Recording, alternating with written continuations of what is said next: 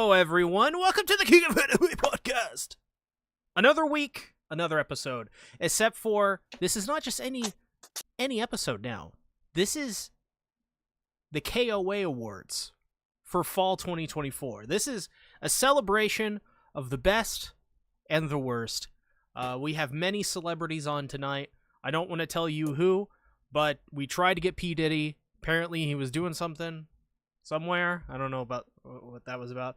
We also he was tried. A little busy. We also probably, he's caught up in something.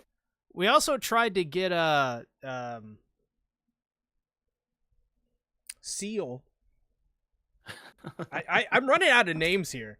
Snoop Dogg could have gone with Snoop Dogg. He always performs everywhere he goes. I mean, yeah, he would probably get on this podcast. I mean, Snoop Dogg would be on this podcast. You just had to give him enough money. Yeah, $1 million. For sure. We got on later. Decrepit Storm in the chat. How you doing? Trayvon, how you doing? Yeah. This is the KOA Awards. We do this at the end of every season, so this should be a lot of fun. We added a bunch of new awards. So it's going to be a little fresh this season, but we're not going to talk about FMA this week because if we did, we'd cry and we'd die. Or at least I would. Well, Kenshin's wasn't on this week, so we didn't have anything, really. Nope. Great awards. Just awards. When's the last time we've just done awards? Never. Season. Oh, wait, yeah, we did it because we had a separate podcast. Mm-hmm. Oh, we did. Friday. That we did like on a Wednesday or Thursday. So this is 2 consecutive seasons in a row. Can we make it a third next season? In the winter? Yeah. My cat. I mean, we'll probably be able to just do it on a Monday, looking at what we got for the winter season. Yeah. I'm not gonna lie. It's man. Here's a spoiler alert for what we're looking forward to. Mirai Zura. It's a little bit, little preview right there. My cat just jumped on a trash can. Yeah. Did he? Knocked it over. Is he like waving a towel over his head like Muscle Man, going "Whoa"? This is like a repeat of what happened with Mr. Kitty. It's the reincarnation of Mr. Kitty. Sumo Show. Yeah. My cat was like, man, he's not happy. I got to come back and torture him to make him even more unhappy. While your cat is beating you up, Trayvon said, I finally watched Look Back today. It's my favorite anime this year now. Very good film. Very good film. I have yet to see it. It's on Prime, right? Yeah. Not going to be another one like it, that's for sure. I also want to add that we are going to announce what we're going to watch sometime this week, not at the end of the podcast. So stay tuned for the post that we make. Probably is going to end up being on a weekend, Friday, Saturday, Sunday. Subscribe for more. Sunday. I mean, by next week, we'll have the episodes out. So we'll actually have the season started for 2025. Yeah, well, yeah. 2025. That something. Doesn't even sound right. Yeah, I don't like that number. I don't know why I don't like 2025. It's just when somebody says that number, like 2026, I'm cool with. I don't know why. It's 2025 I just don't like. I don't know, something about that. Maybe it's because of Call of Duty Black Ops 2, who knows. But anyways, if you haven't already, leave a like on this podcast. Share it out with your friends. We're trying to grow the show, so definitely that helps us out. We also have a Patreon, patreon.com/King of Anime, where we have such amazing content like Drunken Adventures podcasts, Monica Magica stuff, Pokemon, Tamote. Yep, Watamote. I even think we have an OnlyFans somewhere. You could probably check that out too. Yeah. We don't like to say it out in public. We just want people to find it and be surprised. Yeah. You also have a Blue Sky, so come make some biskies with us. Or die. and subscribe to us, bitch. That's right. Let's get into the news. We got something that'll never give you the blues. Now let's get ready for the KOA. It's Miracle! Alrighty. I almost forgot to do the news this week, but thankfully there wasn't too much. The first one we have is sort of depressing if you're a Freerun manga reader, which will be me here very soon. Freerun's manga is now on another hiatus. It only just came back like a couple months ago. So, not sure what's going on there. I hope everything's okay. I imagine things are okay, probably. I don't know. Probably needs a break. Probably just needs a little bit more of a break. She probably came back from the break and was like, you know what? I can go back for another one. So Yeah. it's also indefinite, so we don't know when it's returning, but I can. I'm looking at the last one, but it was like a 3-month hiatus. It looks like. So. Yep. I mean, if anything, at least that's positive that the hiatus last time wasn't that long. It's better than Hunter x Hunter, I'll tell you that much. Yeah, better than years and years and years. Granted, he's got, like, didn't he say he's going to get surgery here soon or something like that? Yeah. Tagashi's had chronic back problems dating back to Yu Yu Hakusho days, which is in the 90s. Damn. Jordan says hi. What's up, Jordan? Hey, What's Jordan. going on? So that sucks. I don't know what could. I mean, no reason was given, so we don't know. But let's hope everything's okay, For and sure. then it'll get back up and running soon. Content machine must go on. Yeah. And our last news story. The next season of Bleach, 1,000 Year Blood War Part 4, will be the final season. So after this, it's over. No more Bleach. Until Bleach they come 2. back. Right, they come back 20 years later for another Bleach. Yeah, it's like last night I played the Stanley Parable for the first time. The Ultra Deluxe Edition, which was the re-release from a couple of years ago. And they added like a new like a bunch of new endings to it. And is literally there's this part where you go into a museum for the ideas that they have for the Stanley Parable 2, and you pick up a friendship bucket. So that's what I think is going to be in Bleach 2, is a friendship bucket. I think Ichigo is going to have the friendship bucket, and that's his Bankai. I think you should read Bleach. You have no idea how many times I've read Bleach. 3. The answer is 3. And I don't remember it at all. Just like you. I kind of remember it. I remember you being happy and then being pissed because you like put it on Twitter. Your reaction. Yeah, it was to a certain moment that already happened in the anime at the very least. Mhm. It is interesting that, I mean, with it going to end soon, One Piece again is going to be the last of the big three, still ongoing. And it's probably never going to end. Yeah, I mean, that's got some years on it, and the anime is kind of already really on its heels. So I guess they might end within like a year or two. A year or Well, two? We're all Like gonna within have each no other? hair. We're going to have no hair. It's like, it's finally ending, boys. Can you believe it? No? Huh? What's ending? One Piece. No, I don't want any. I mean, as a I don't person, want another piece. who is covering One Piece every week, the current arc we're on, this arc, I don't think is going to be the last arc, and I think it's going to last a long time. Just because the last arc, Egghead, was pretty long too, and already in this arc they've introduced so many things.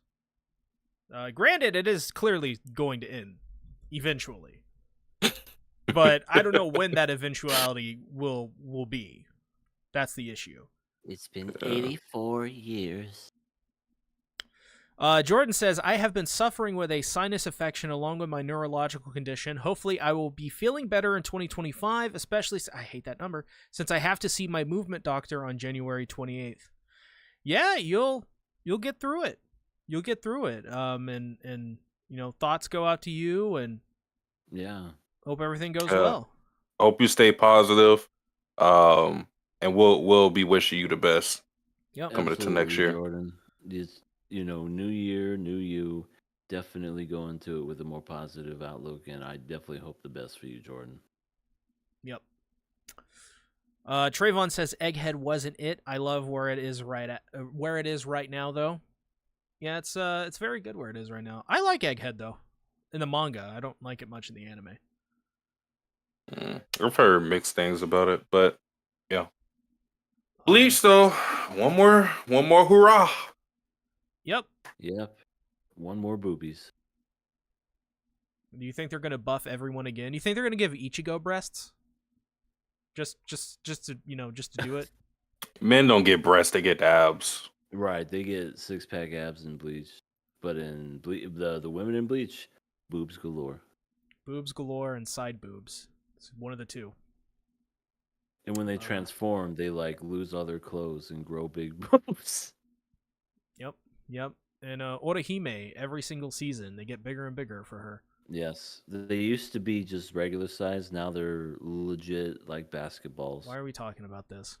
Let's keep talking. More detail. Any other news? No, that That's was it. it. All right, cool. Now let's go ahead and get into the new and revamped KOA Awards. It's going to be awesome.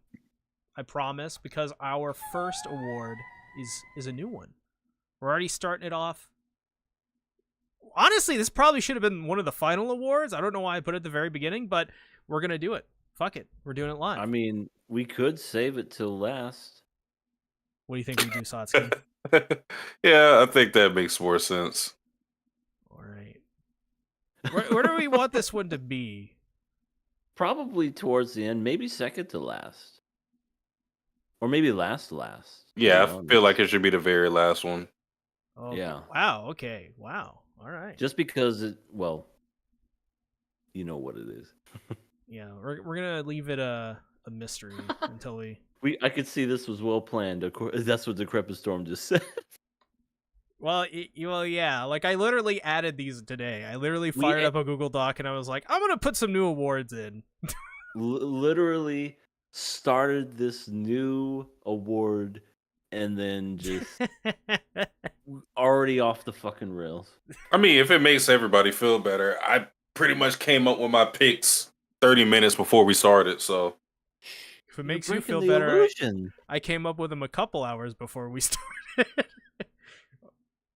If it makes anyone feel better, before the show started, I picked mine. It's all ruined. People hate us now. Look at all the people unsubscribing. Oh my god, they're all no! Come back! We need you!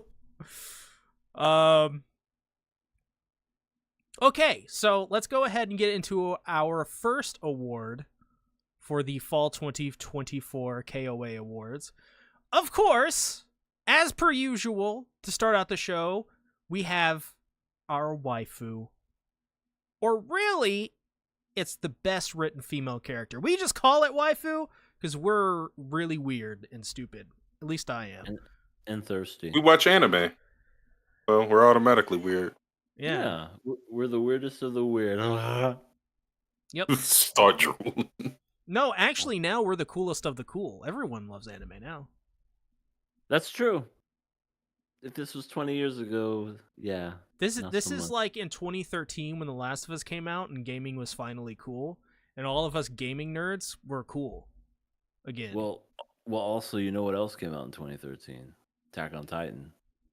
I think that anime really kind of like kicked the door down as far as like people loving anime. 2013, big year all around for two very specific narrow mediums. And Kill la Kill came out that year too. Oh yeah, True. that too. Um, And Snafu. I'm Decrepit sorry, I'll Storm. stop. Decrepit Storm says, "You are the king of kings," like Triple H. Thank you. No, like Gilgamesh, or yeah. Well, I was thinking Triple H. Anyway, Satsuki, what did you pick for your best written female character, aka waifu award? Okay, so if you want me to be perfectly honest, I only picked this character just because I wanted to have a different one than C. But I still believe in her supremacy, and that would be Chica from Suma Show. I found it very interesting, her story with her being very verbally abusive towards her daughter, her being riddled with depression and uh, this feeling of emptiness after she went through a big divorce, and we saw how that affected her life and how gloomy she was and how distant and cold she was towards her daughter. But the interesting story about her is just her learning how to be a mother, because I think one thing that we get in anime usually is mothers and fathers, parents, of course, are on one extreme. They're either the best thing you ever saw or they're the worst scumbags ever. And I like to see a balanced new or like a nuanced perception of what a parent could be, because I think a lot of times parents had to learn just like how people learn in life, and that's what you got to see with Chica. Uh, Obviously, you don't want your parents to be abusive. That's not something that you should uh, accept. But she was somebody who repented for her actions, learned how to be a better mother to her child, and for that, the audience was endeared to her. So it was a very gripping story. Definitely the best part of that show to me. Well, before we get on to EA, Trayvon in the chat says, favorite female character, I gotta pick Chizuru from Kimi ni Todake Season 3. I forgot that aired this season. Or did it? Or was it last season? I don't even know who that is, though. Yeah, who is that? The only Chizuru I know that's- is from a shitty show. That's Sawako from Me to You. It's the main character. It's the main girl. It's the main moe blob.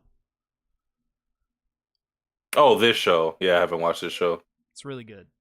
Trayvon says it aired this season, so that's a good pick. If it meant, I planned to watch that like 3 months ago. Still haven't yet. EA, who did you pick? I was riding on the coattails of Satsuki. Yeah, Chika Jirashi. I'll just call it Chika. It's very much in anime for us to see these characters and them just be automatically hated and them never redeem themselves throughout the whole show. They're always just the evil stepsister, the evil stepmother, whatever you want to call her. The evil step mustard. The evil step mustard. And you never they never redeem themselves, and they're always just one-dimensional. And I thought that that's what this character was going to be. And just like Sasuke said, we got to actually see her grow, and it's not often that we get to see characters like this that have shades of gray, so to speak, where it's not they're just completely evil or completely good. It's they're learning as they grow. And, as a parent myself, I could definitely kind of relate to this stuff. Obviously not the abuse, but just the whole trying to just figure out this whole parenting thing, because you're just like trying to learn on the go. And they say, oh yeah, you could just read some self-help stuff online, watch some TikToks, and you'll learn how to be a parent. Bullshit. I think every child is different no matter how you go about it, and you always got to come at it in a certain way, even if you're a quote-unquote expert. But Chika, I think if her character wasn't in this series, this particular show wouldn't be nearly as good as it was. But because she was in it, it gave just that little nice perspective. And I really liked her. I really liked what we saw, because This was a character I thought we weren't even going to talk about other than just seeing her being this alcoholic passed out in the corner for the remainder of the series. But yeah, one of my favorites in this for sure. Uh, just to quickly add on to that, yeah, I think the great part about her is that you just see again with some parents, I feel like they're idealistic or just tokens to move a story forward with how bad they usually are sometimes. But Chica just felt like a person. She just felt like Right. someone that needed to experience things just like how any other character would to be a good parent figure. And that's not something you often see. It's just like either the parent, like I said, scumbag, or they seemingly have everything figured out. And that's never the case, I don't Right. think. And they're the best parent in the world or they're dead. You know, That's too, that too. they're not alive. In the chat, Ferds says mustard. Basta! What's good, Ferds? Decrepit Storm love says Ferds. Chica's perspective was really cool to see, and her development was great. Yeah, I think with Chica, the thing that I liked the most was just her perspective. The fact that she was dealing with a lot of issues and was going through a rough patch. And like echoing like what EA and Satsuki said, like you think like she's just gonna be kind of evil for the rest of it. But no, she's actually a good person who just fell on some rough times, and that's what I like. It's just a different perspective that you didn't see before, and yeah, it's cool. She's a cool character. I definitely, if I remembered her, I probably would have picked her, but I went for Takaye, the child wife. Just because I think, well, once again, it's in the same way that we view Chica from a different perspective, which is what makes her interesting. I think a similar thing could be said for Takaye, but the fact that she's like this dead person that came back, and it, but in a weird way, the dynamic is not just like, hey, she's come back as like this, I don't know, guardian angel or whatever. No, she's come back to effectively die again. But it's through reliving the trauma and facing it again is how the Nijimas and the people around her are able to rehabilitate and, you know, go from living a life that is dull for 10 years to breaking out of that shell and actually moving forward with life. Because before they were, you know, 100% stopped in their tracks. And I think that's what makes Takaye really interesting. It's just because she served the purpose of the show perfectly.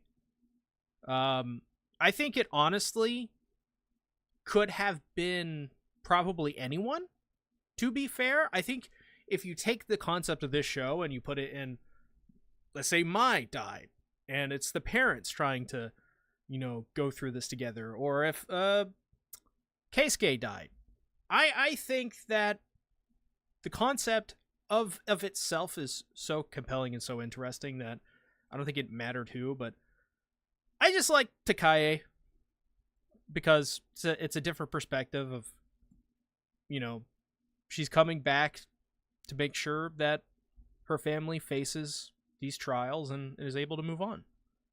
Just really, you know, it's really heartrending. For me, because I wanted to pick her, I want to say just since we have these two characters nominated, I think Chica is a good example of, or these two characters are good examples of character development versus character progression. Because Chica is an example of great character progression because we saw how much she changed and she's different. By the end of the series, she's much different from how she was at the beginning. Takaye is a good example of character development because does she really change as a person from beginning to end? No.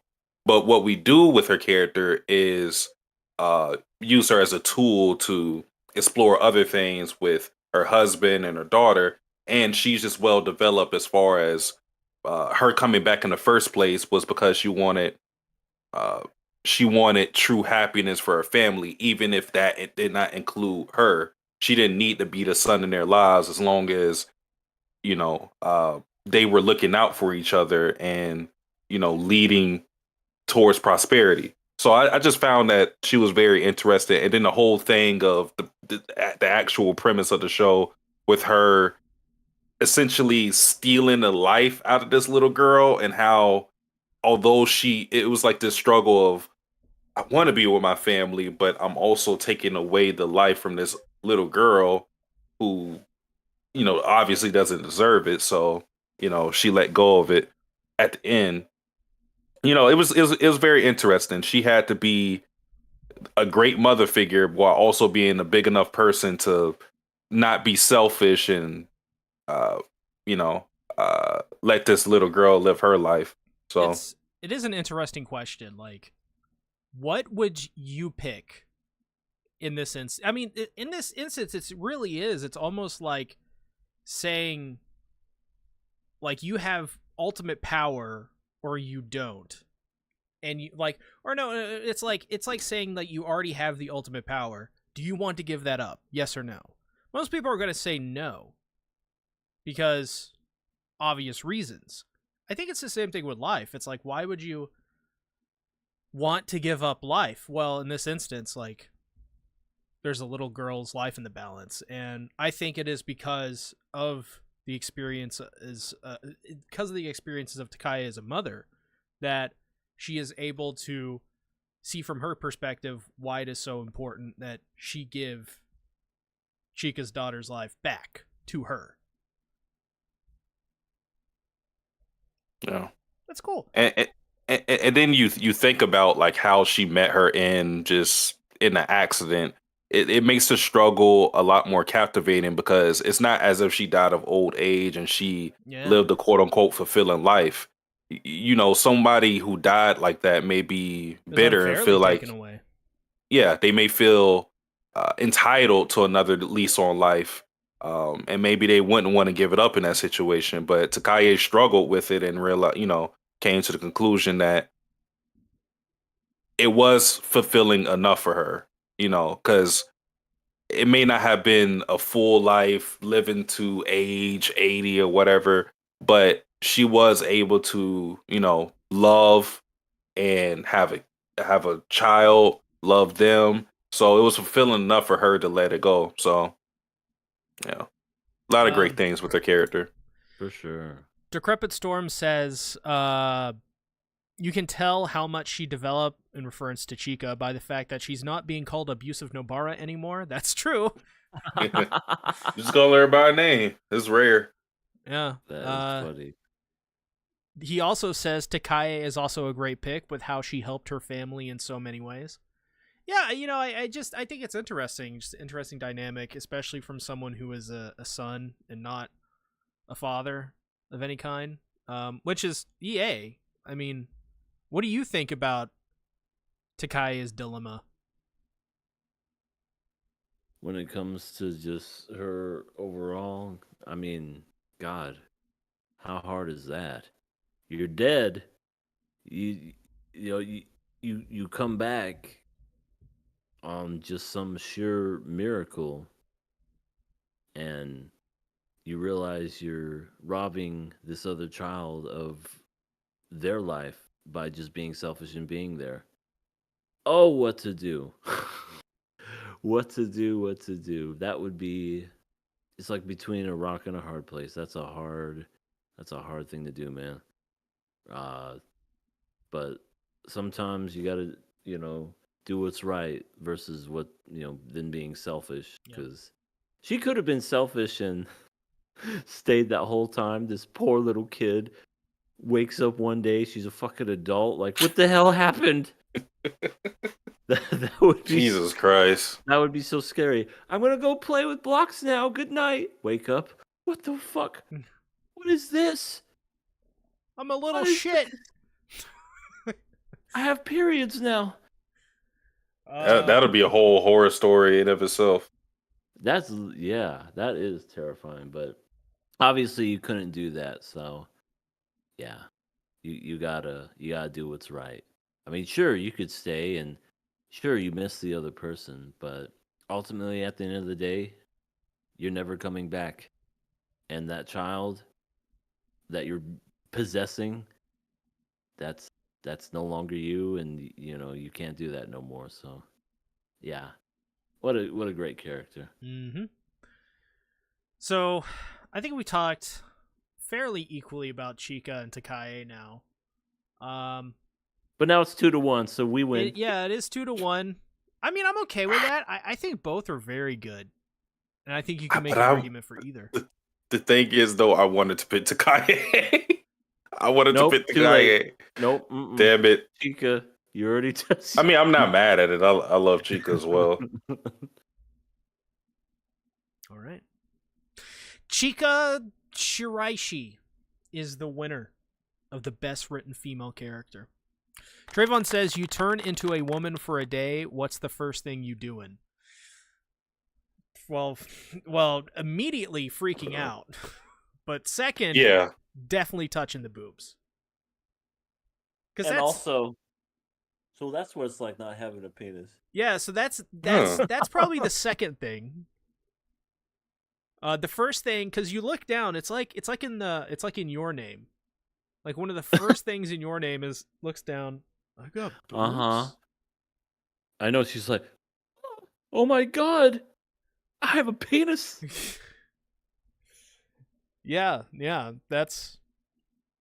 So I think that's a natural response. So yeah, that's the first thing I do is like, what the hell? What are these? What are those? Yeah. What are these? What is this? How in the world? Huh? All right. Let's now get into our second award of the evening, the Best Written Male Character, aka our Husbando Award. And these are the people that we definitely want to smash. We are sexually attracted to them in every single way possible. My dick's erect. Just looking at these lists of names, I'm getting all hot and bothered. I gotta get some baby oil out. All right, you guys are not amused, okay? I didn't know where you wanted me to go with this, sir. Satsuki, who did you pick for your husbando? I picked this guy named Natsuki Subaru from a show that people may know of. Admittedly, I have not watched this show past episode 5, so I think I'm like 6 episodes behind at this point. But from what I've seen, he was doing his thing this season. He gave a rousing speech, and a rousing speech too. Yeah, come on, guys. Yeah, some people got erect from it for sure. My nipples are hard. I don't know. It just feels like he's more put together this season, and it's because of him having an anchor, like a true anchor in this season, which is Beatrice, which I think helps a lot, being able to just say certain things to someone, because that was something that was hindering him for the past seasons, not being able to go, hey, I just died. We need to do this and that and that. They always have to, what are you talking about? Because he can't actually say the reason why. But this time he has somebody that can help him along, so his mental state is a little better. I doubt that's going to last, but it allows him to be more of a hero, and I think that's the point. So he's able to use his deaths more efficiently than he was previously, and it makes him a lot more interesting. It's funny how you say that with the whole, on the verge, like not a lot, but he's still mentally stable. I see him just going, all right, guys, I'm going to turn around. I'm going to start licking this wall because it tastes like snozberries. Who's joining me?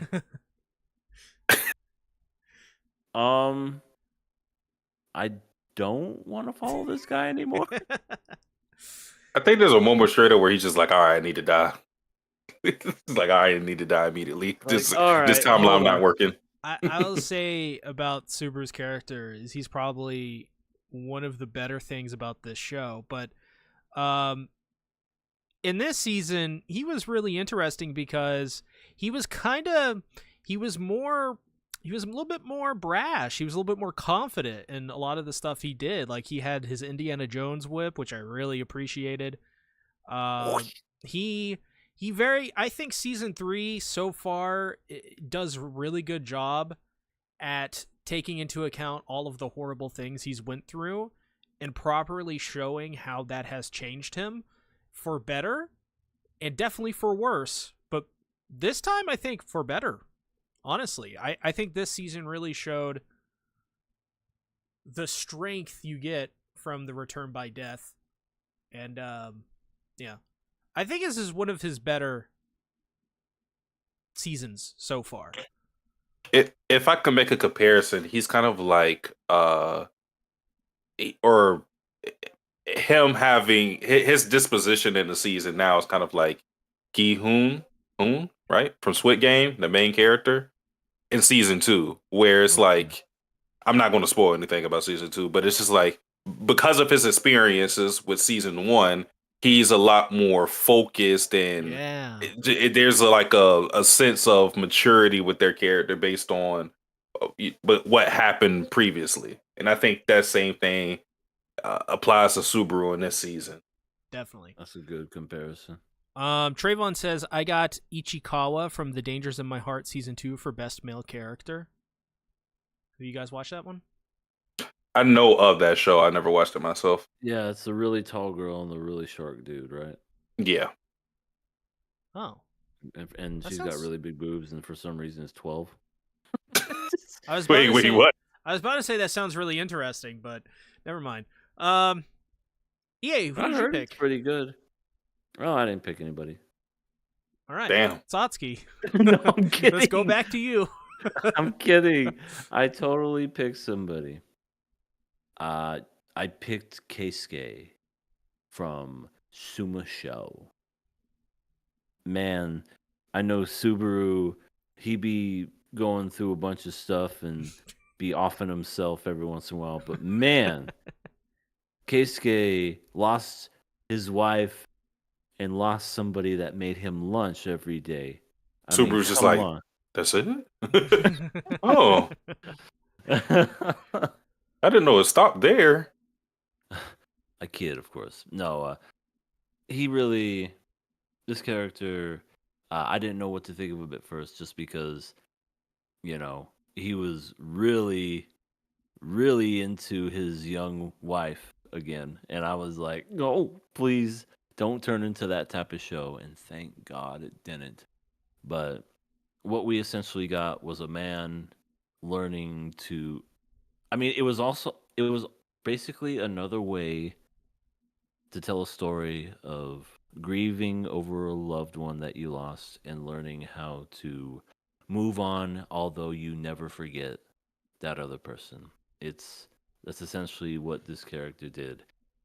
You know, they had to do some huge sacrifices in order to like have his wife pass on, so to speak. And it was just insane and crazy to think that this took in a span of what, a year? I think it was a year. Yeah. He had to basically kind of like kid himself for a whole year and say, she's fine. She's part of the family now. Dad, she's gone. No, this is my daughter. This is not daughter. This is my wife. Almost kind of like just in disbelief, so to speak. But yeah, I definitely think this was just another means to just symbolism of just moving on and just moving forward with your life, and not so much living in the past, but just not holding on and being miserable the whole time, but just remembering the good and moving forward. Yeah, so. I think the most profound thing they said in there was one moment of joy can outshine, I don't know, I think they said like 100 days of grief or mourning, something like that. For sure, and it's true. Damn it, it's true. Keisuke, Nijima, Suma Show, husbando, literally a husbando. Yeah, it's true. As for me, I also picked Keisuke, and it was for the same reasons EA did. It's for some of the same reasons as we've stated already, but I think I picked him not because I think he was literally I know this kind of goes against it, but I don't know, I don't think he is the best written male character of the season. However, I do think he is one of the best. I'm sorry. Somebody throw tomatoes at him. I'm sorry. I'm not. I'm not laughing at C. I actually read through some of EA's picks, and just one of them just. I'm sorry. Why are you skipping ahead? No, I'm just reading through everything. I'm like, okay, and then it just one I stumbled upon. I'm like, oh, I'm not going to say anything. You'll see when it comes up. Well, I picked Keisuke Nijima not because he's the best written, but because I think he deserves it pretty much.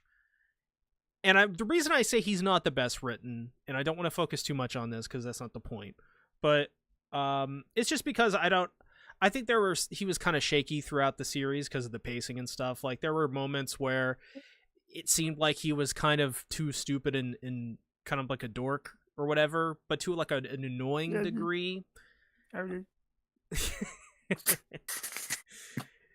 But She's my wife. I love her. Police officer, she's my wife. Take me in. Yeah, and I think it's some of those moments where he kind of looks a little oblivious, a little dumb, a little stupid. But beyond that, I think the overall message from his character was really, really compelling. It's another one of those where it's perspectives, I think, for me again.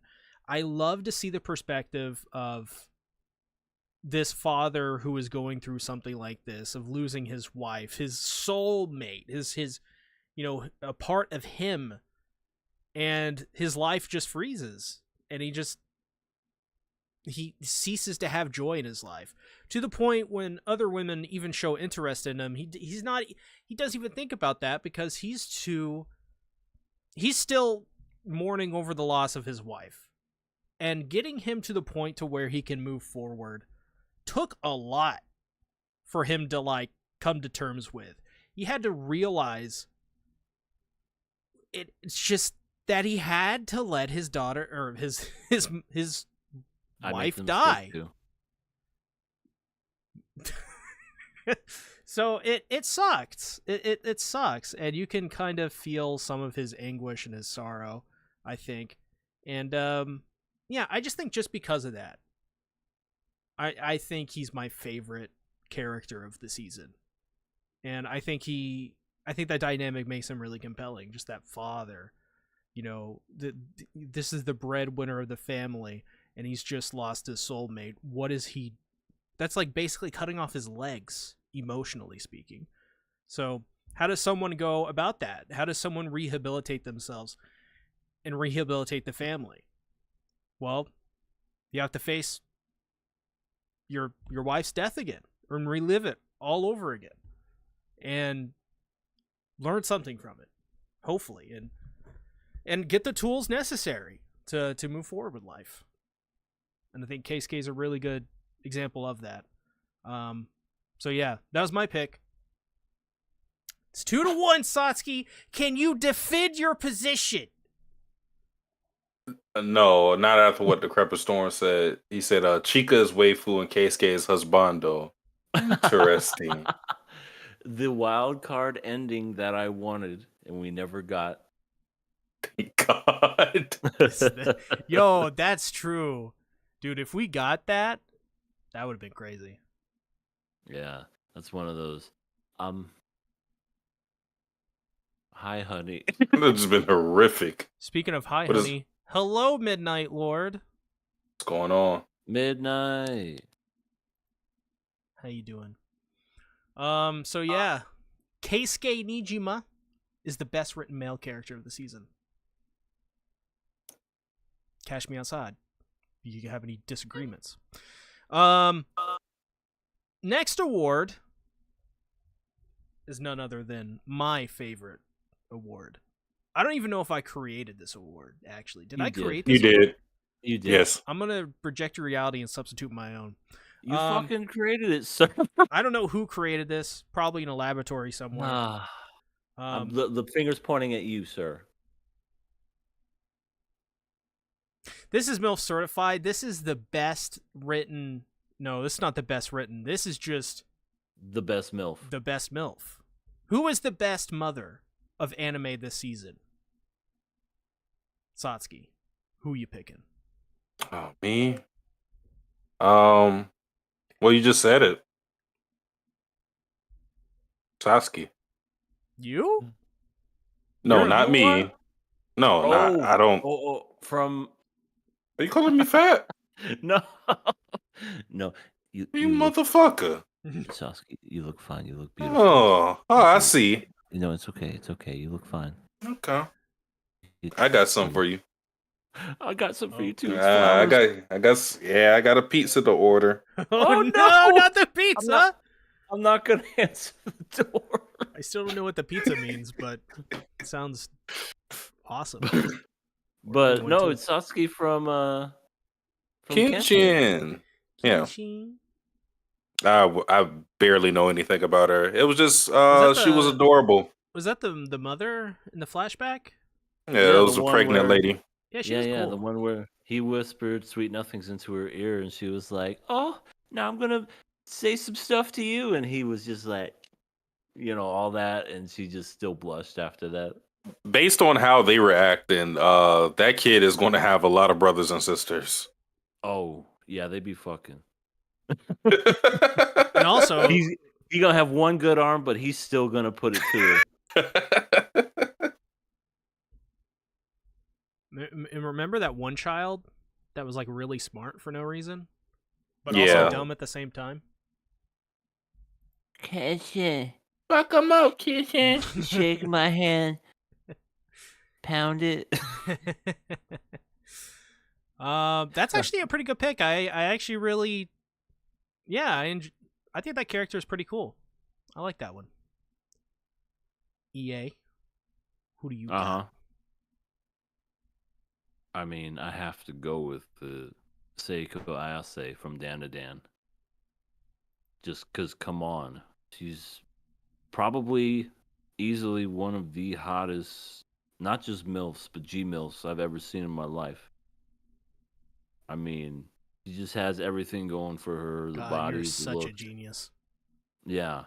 Yeah. And then I am. What can I say?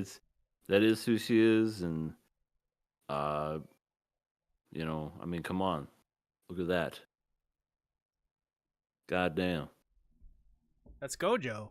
That's not Seiko. Yeah. Gojo? Who are you talking about? Yeah, white hair, has the eye patch thingy. She's the female Gojo. There you go. Oh, is she? I didn't even think about that. I mean, the similarities are kind of spot on. Let's see if she gets put into a cube. A Rubik's Cube. The only thing that I would dock is the fact that she smokes. She's a heavy chain smoker. But other than that, G-MILF certified. I'm gonna make an argument for the cigarettes. Not because of the, not because it's really disgusting. I agree with that, but it looks cool. She really does look cool when she smokes. You sound like an after-school special. She looks like Spike Come on, Spiegel. smoke. You look so fucking cool. Yeah, she does. Did you see her in the opening, or like the third episode, second episode, whatever episode she showed up in? Oh my god, Kitty! No, that's the keyboard, Kitty. All right, we still live? I'm making sure. What? You better hope we are. I'm just stunned. My cat is. Why? Because I'm promoting smoking? Yeah. Damn. I want to say, yeah. Bad. Okay, cat. Please. No keyboard stuff. All right? But yeah. I also picked Seiko Ayase because she smokes. In particular. No, I picked Seiko Ayase because honestly, it's mostly just because of her really funny one-liners. more than anything else. I'm gonna It's be not honest. Iraq. Yeah, I'm gonna be honest. Seiko's hot. I prefer the manga version of Seiko. She looks the same. No, there's something about the way that Tatsu draws his characters. Like, if you ever read the manga, you'll kind of get it. But yeah, still though, Seiko. Yeah. Was her nipples like a couple centimeters off? What? No. Her No, boobs it's are double D's in the manga, but in this it's just 1D. I'm Well, so pissed. I mean, for example, like Momo and Seiko in the anime don't look as much as relatives as they do in the manga, for one. Also, I've seen her much more in the manga in a variety of different scenes and outfits and stuff. So I think it's basically just because Doesn't my, give you a boner. Okay. Got it. Anyways, I guess Seiko Ayase wins MILF Certified because me and EA picked her. Satsuki, can you somehow make an argument? Her name is Satsuki. One of the greatest names ever. I mean, that's pretty compelling. You know, if Satsuki does win, that means Satsuki wins an award Yeah. for himself. We've No. all won awards for ourselves before. Did we? Yeah, whenever we have like best moments and worst moments. You won the worst moment by speaking slang talk. I would I never remember do that. I still wake up in cold sweats. I don't know what you're talking about. Hello, fellow children. Decrepit Storm says, gotta be Seiko. Someone in my comments on one of my Don videos on my manga channel said it's pronounced Psycho and not Seiko. Is this true? I don't fucking know. Psycho? Wait, what? I Doesn't thought that make was sense. wrong. That doesn't sound right. Right. This is Psycho from High School of the Dead, and it doesn't look like that. Yeah, I mean, you would break it up. Seiko. Yeah. I mean, Yeah. Decrepit Storm says, or the time when C nominated himself and Sabelina for every award. Oh my god, I remember that. That didn't happen. That did. Decrepit Storm is a walking encyclopedia. It I happened. reject your reality and substitute my own. You can't keep getting away with this. Congratulations, Seiko Ayase. Go to stage right to collect your award and get the fuck out. Yes, and we'll all be on our hands and knees praising you while looking up at your legs. Like that one scene. You're just such a genius. Next award is our first new award of this season. The Best OP, aka the Best Opening Sequence. Now, I felt like this one was created for one anime in particular. Oh. Wait, sequence? It wasn't music? It's just the opening. Damn it, I messed up. I thought we were just counting music-wise, not just how the opening looked. Well, both. I guess both. Both in together. Music and opening. Do the visuals match? Does the music and the visuals match each other and create an opening that perfectly describes the or give like basically if you were to show this opening to a person and that's the only thing you could show them was openings to get them to watch it or not, would this be like a really good opening? That's sort of the idea behind this award. Yeah, I'll keep mine then. Okie dokie. So, with that in mind, Satsuki, what do you think? I don't want to go first. All right, I'll go Trayvon, first. we're going to go Trayvon first then. Trayvon says Don to Don. So we got one for me next. Me next. Okay. Me. Oh, we got one in the back there and Me. You. Pick me. You. Me? You. Me, you. Me. Me. Is it me? Me. No, You. you. He's talking about you. All right, cool. I also picked Dan to Dan because come the fuck on. Dan, dan, dan, dan, dan, dan, dan, dan, and it just looks so fucking cool, and the music is great. That is an opening for fucking sure. Like that's, and when the Pikmin starts rapping in the middle of there, oh, it puts it all together. It's perfect. Yeah, I also picked the Don to Don opening because I saw it in theaters. And when I saw it in theaters, my mind blew and I was like, "Oh my god, this is an incredible opening." I cannot wait to watch this every week. And sure That's the enough, one I you saw skipped with it your every mom, week. right? Right? What? I was what I said was that was the one that you saw with your mom, right? Yeah, me and my mother saw Don to Don in theaters. Brave choice. You know what? I was wondering why you made this as a category. You don't even watch the intros. Satsuki, what did you pick for your... Deflecting so hard. Well, it may come as a surprise to people, but my pick was actually Da Da Don. First time I heard it, I mean, I think this is like the only opening. Like, forget the season. I think this is the only opening I really, really liked, other than Metallic Rouge. That was Uh, yeah, there wasn't really openings that stood out to me. I think this stood out in the music and in the visuals. I think it just fits with the theme of the show being very zany and wacky.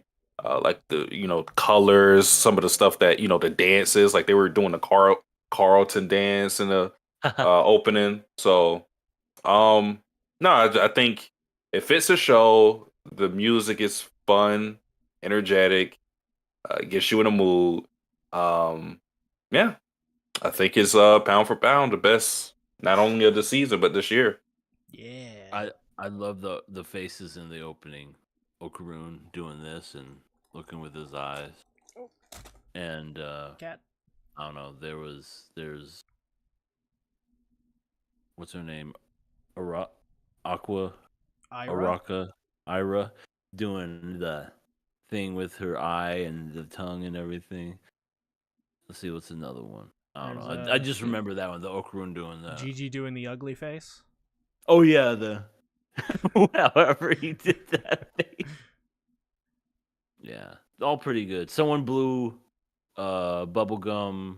Seiko put a lollipop in her mouth, and some people were like, "Oh, I wish that was me."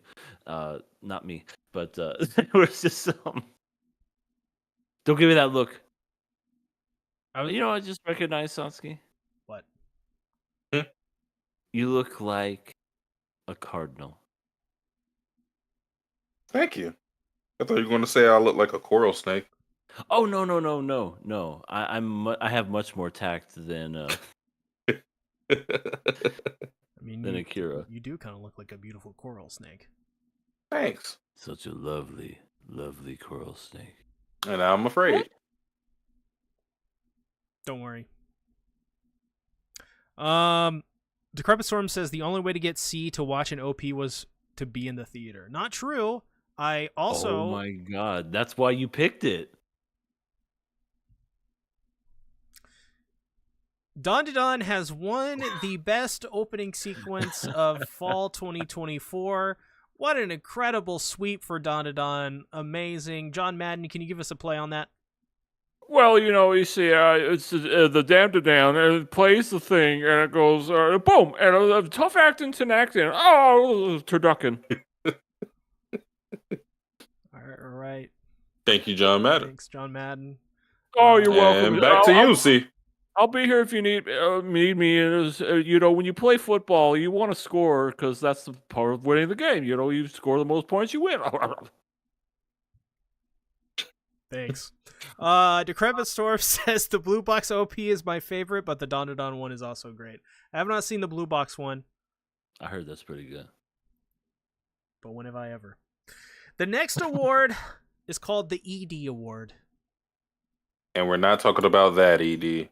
Yeah, You mean we're not talking about Yeah, we're not talking about Mushoku Tensei. Best ending sequence best. Why did I put an extra best there? Best ending sequence, best. Take that out. You do good at stuff and make.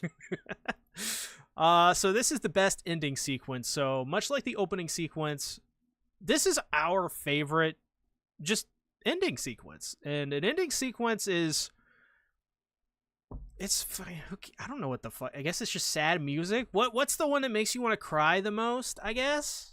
It's not always sad music. I mean, don't get me wrong. It's like that seems to be the norm. The most sad. Like you have a high octane intro, and then at the end, it's just very calm and relaxing. Yeah, I guess it's the one that makes you want to fall asleep the best, or maybe it's the one that has like the most fun. I guess the most sad or the most fun. There's like no really in betweens there. Usually, there are exceptions, of course. But I don't say like Death Note. Yeah, or ReZero, where they don't exist. Yeah, that's true. So Satsuki, you got the floor. Okay, this goes to ending I actually watched today. Bleach Part 3. The ending is called Monochrome. I mean, I don't really got much to say about it other than first, the actual visuals that you get. I seen somebody say this in the comments, and I agree with it 100%. It is so much wallpaper material with what they give you because you're just getting like a whole bunch of shot. It's not like stills of everybody. It's more like this pan shot that you get of two characters, but it looks great. So like the visuals, pretty good, pretty good to great. And the song didn't have much time to sit with it, but I like the song as well. I don't really got much else to say other than that. EA, what are we thinking, EA? Well, I know Mr. C Tactics didn't watch this, so it was Kenshin Season 2. It's got just a nice kind of like upbeat song to it. It's not somber really. It's got old Shit Biscuits in the ending, and she's doing her thing, just being happy and being young and youthful and being mopey and depressed. But then she comes at the end. Wait, that sounded so wrong. She hold on. She's triumphant at the end, and it's just all full of energy nice and like you're still arrested, but oh, good save. I didn't do shit. But it's a fun little one. It lets you know that it's over, but hey, get ready for next week because Kenshin's about to fuck some people up. That's pretty accurate, I think. Decrepit Storm says, I think I'd go with Dandadan for this one, which is pretty funny because for my best ending of the season, I picked Dandadan. When I saw this in the theaters, my mind just blew up, man. It was crazy. There's a connection. He watches these in the theaters, and they win. When this came on, my mother was like, "Oh, that is so cute! Look at the little cat," and I was just like, "Everyone likes it. Like, it's all it was. If you don't know, the Dandadan ED is literally just Turbo Granny in her cat form, just doing goofy stuff, like having like a Home Alone like setup sequence." All by herself. It's really cute. It's really funny. She even does some like weird, sexy lady poses, which is funny because she's old. And she's playing with Okarune's nut at one point. Blow dryer. What? Huh? Come again? She dropped an egg on her head, I think. At one point, the whole screen was filled with multiple clones of her. It was just really cute. It was really, really cute. And I think the song, not very memorable, but I think it complemented the visuals really well. And I think that's all that mattered. It's a fun little pop tune. That's about it. So that's what I picked. But in the chat, we have LE. He says, I am also about to mess up 2 KOA members, but KOA has to choose who. What? Why would you do that? Oh, we have it. We have a chat here from Satsuki the Savage that says, I'll volunteer as long as the other person is C. Nobody said that. Yeah, who would say such a thing? Hmm. All right, Who's studying? who? No, that doesn't seem fine, Ellie. No, okay, listen. Set it up. No. Listen. What do we think Listen. is the best ED sequence out of these? I also want to add to the Bleach one. First, watch it. Second, they have like this. I don't want to call it a beat switch. They have like a whole change in tone with the song, because I find it interesting because it's called Monochrome and the show is Bleach, and the author's already talked about like why he named the series Bleach. So I think it works thematically, like the title of the song works thematically with the song. But another thing I just noticed, because I'm looking back at it, because I was thinking about that beat switch that it had, and it's interesting. They changed the whole.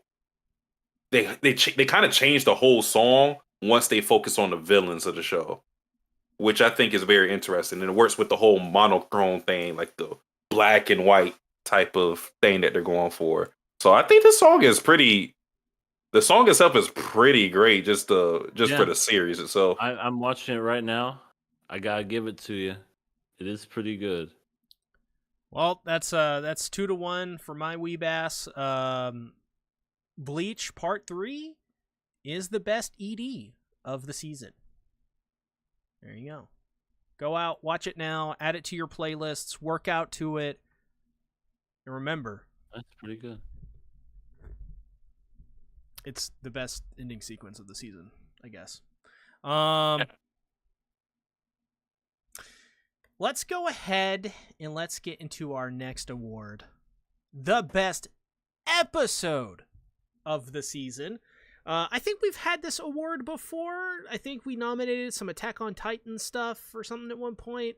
But Yeah. it's back. Best episode of the season. This is literally just like our personal favorite episodes of the season, or the episode we just thought was the best. So Satsuki, what? I want to go first. Oh, EA. Well, I gotta give it to Dan to Dan episode 7. To a Kinder World. I went into this not knowing what the fuck was gonna happen, and little did I know it was gonna turn into a completely different show when we watched it, and it was about this ballerina ghost.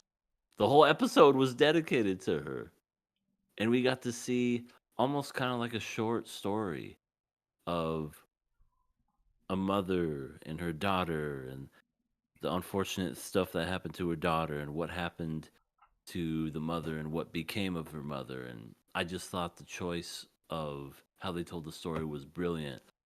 In montage and in clips, all you heard was music. Then the music stopped and you saw nothing but just terrible horrors, and it just emphasized on that, and it showed you what this poor lady was going through.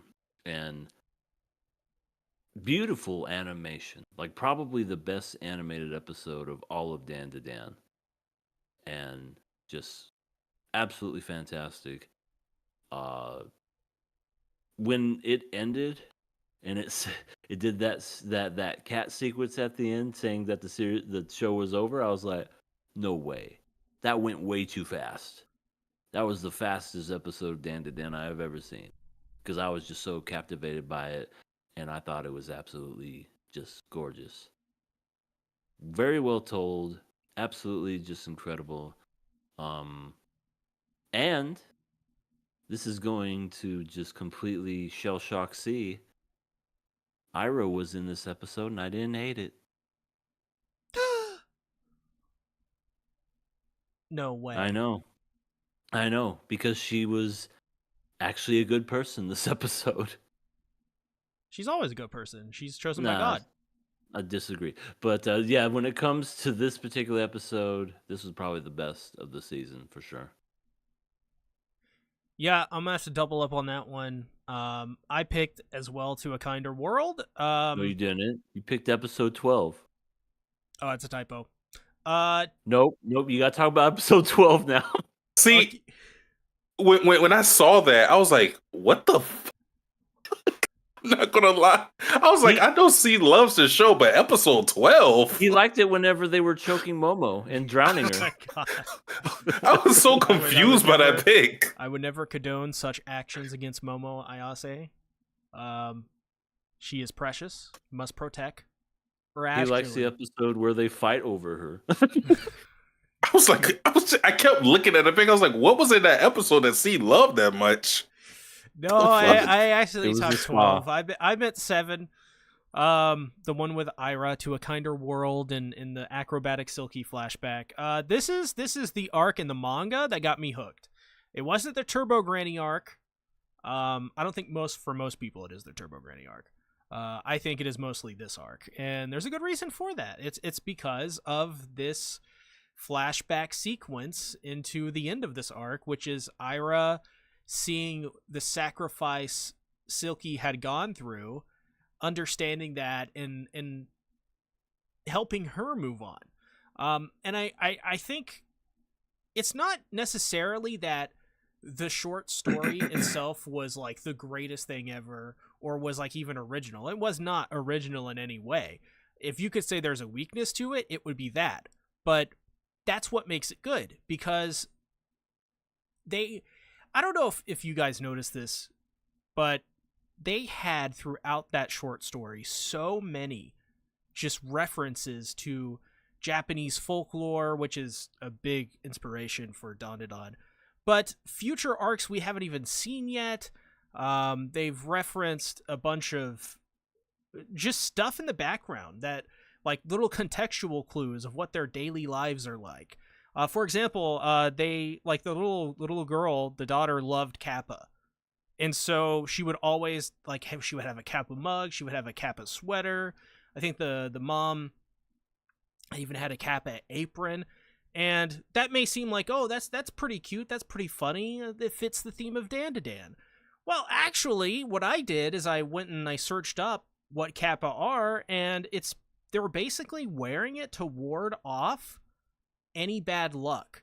So the context from that scene changes from just, mother and daughter hanging out and being cute to, oh God, they're surrounding themselves with imagery of Kappa because they've gone through so much horrible stuff already, and they've struggled so much that they need every little bit they can get. And that's why I love this episode, because it gives the perspective of a struggling family struggling to make ends meet and what that looks like.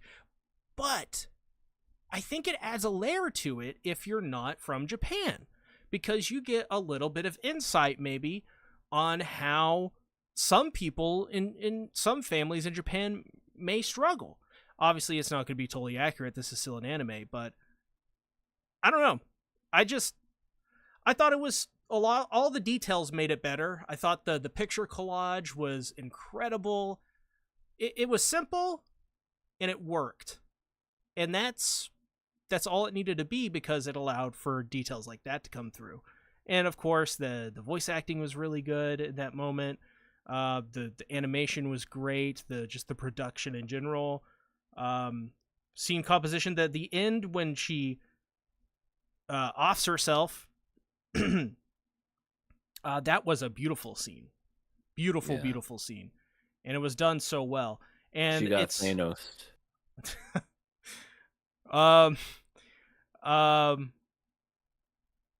This is also one of the many scenes in season 1 where I can say it was done better in the anime than it was in the manga. And I've said this countless times on pretty much everything I've talked about with Dandadan when it comes to the anime, for the most part, at least. Not with episode 12, but Science Saru somehow did a lot of the stuff in the manga just way better in the anime. And that's hard because the manga is really damn good. It's like really intricate. Really, really intricate art that's like especially the background designs and stuff like that. It's just so detailed. It's so insane. And he's doing this stuff every week, too. And the fact that they did it better in the anime is just crazy. I don't know, I'm rambling, but that's basically it. Satsuki, what would you pick? I picked episode 6 of Suma Show. We kind of talked about Chica ad nauseum, but I guess it's time to talk about her again. So this was basically the episode that you see of her, and you get a glimpse of her backstory, what she was enduring with her parents, and how in the present time she's seeing herself in the same position as her mother, almost being physically abusive to her daughter, but stopping herself short when she remembers what she dealt with and how she felt back then. And I think we talked a lot about parenthood already, but it just, for me, I think it exemplified the point of a parent being an individual and having like this moment of self-reflection where they're looking back at what they wanted to be as a parent, and they're seeing how they are now. Because I think, and this doesn't have to be like a parent thing. It could just be any ambition that you have. I feel that a lot of times when we try to walk a path of something that we dislike, or something we have this resolve that we're never going to be like this. Sometimes in walking that path, you are still going into that path of being what you try to avoid the most. Because you don't think about how something like that could happen, you know. And that's what she was experiencing in that episode when she gets that realization that she's becoming just like her mother, which she never wanted to be like that, but she never had that moment of self-reflection. And I think the episode 2 brung home the point that you can't really help anybody until you help yourself. You have to be at peace with yourself to connect with people on a fundamental level, and that's what you got in that episode with her conversation with her coworker, where she just asked her, were you prepared to be a parent? Uh, why did you have a kid in the first place? Those kind of questions. So I thought that was a very powerful episode. That's a good episode. Yeah, I like that. I like that little flourish of just, you have to be at peace with yourself to, I guess, just live life to its fullest in many ways, right? It's kind of the big thing about that. It's really, Super Show is just really has this like bittersweet kind of thing to it, where it makes you depressed, but it finds a way to lift you up simultaneously. But was that the same episode where she went to sleep and then woke up and wasn't her anymore? No. Dang it. No, because that was basically the episode where they told Chica what was going on with Takaye. Okay. For some reason I got that mixed up. Trayvon says, it didn't work, sad, I still haven't watched it yet. Yeah, definitely check out Suma Show. Just try out the first I would say the first actually 3 episodes. Don't read the synopsis. Just go into it with I would say read the synopsis and still watch it, because the synopsis will, for, at least for me, it will. What happens when a young wife? Yeah, it'll. Because we're talking about it glowingly, so I feel like that should at least, because all you need to do is get your foot in the door with this anime. From the first episode, you can kind of tell it's not going in a weird direction. So, you read the synopsis, and as long as you don't get turned off by the synopsis, trust me, keep going. You'll be good, because the synopsis will give you a idea of what you're going to get, and then the actual show will subvert your expectations. All right, the winner for best episode of the season goes to Dandadan episode 7, To a Kinder World, or as I say, Dandadan episode 12, To a Kinder... Who wrote in The Drowning of Momo?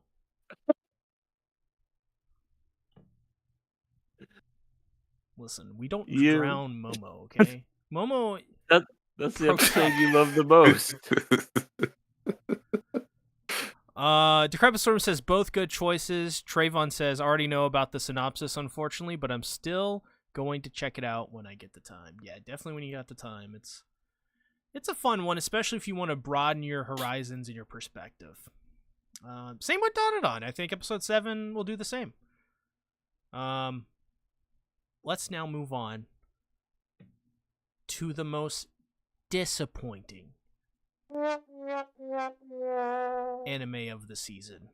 This is not the worst. This could be an anime we actually all enjoy and love.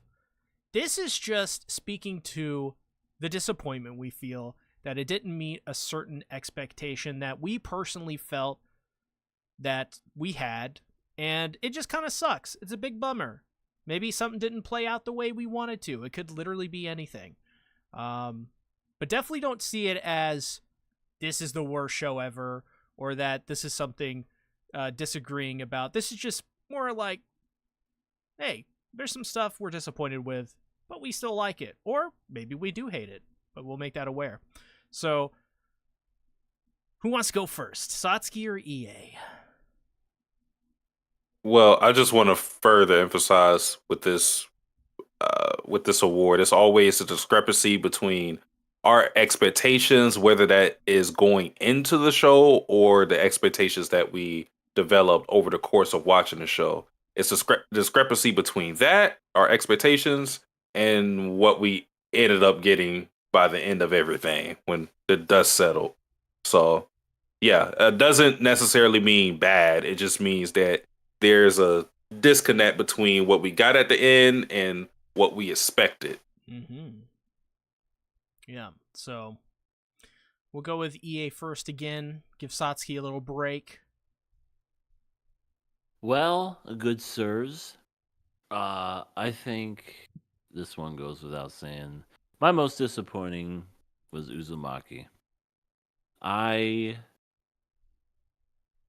knew of Uzumaki, I think, from you guys mainly, and all the screenshots y'all sent me, and just the hype behind it is like, oh my gosh, if they do this right, it could be good. Or like what C said 5 years ago, they're gonna ruin it and nothing's ever gonna be made. They'll never learn. No one's ever done anything good from a Junji Ito adaptation. And I guess maybe that still is relevant, but I think overall, the first episode, I think we can all agree, is spectacular. Like, that was one of those moments where it was like, oh wow, we're actually gonna get a good adaptation. This Had is gonna be Hibino's great.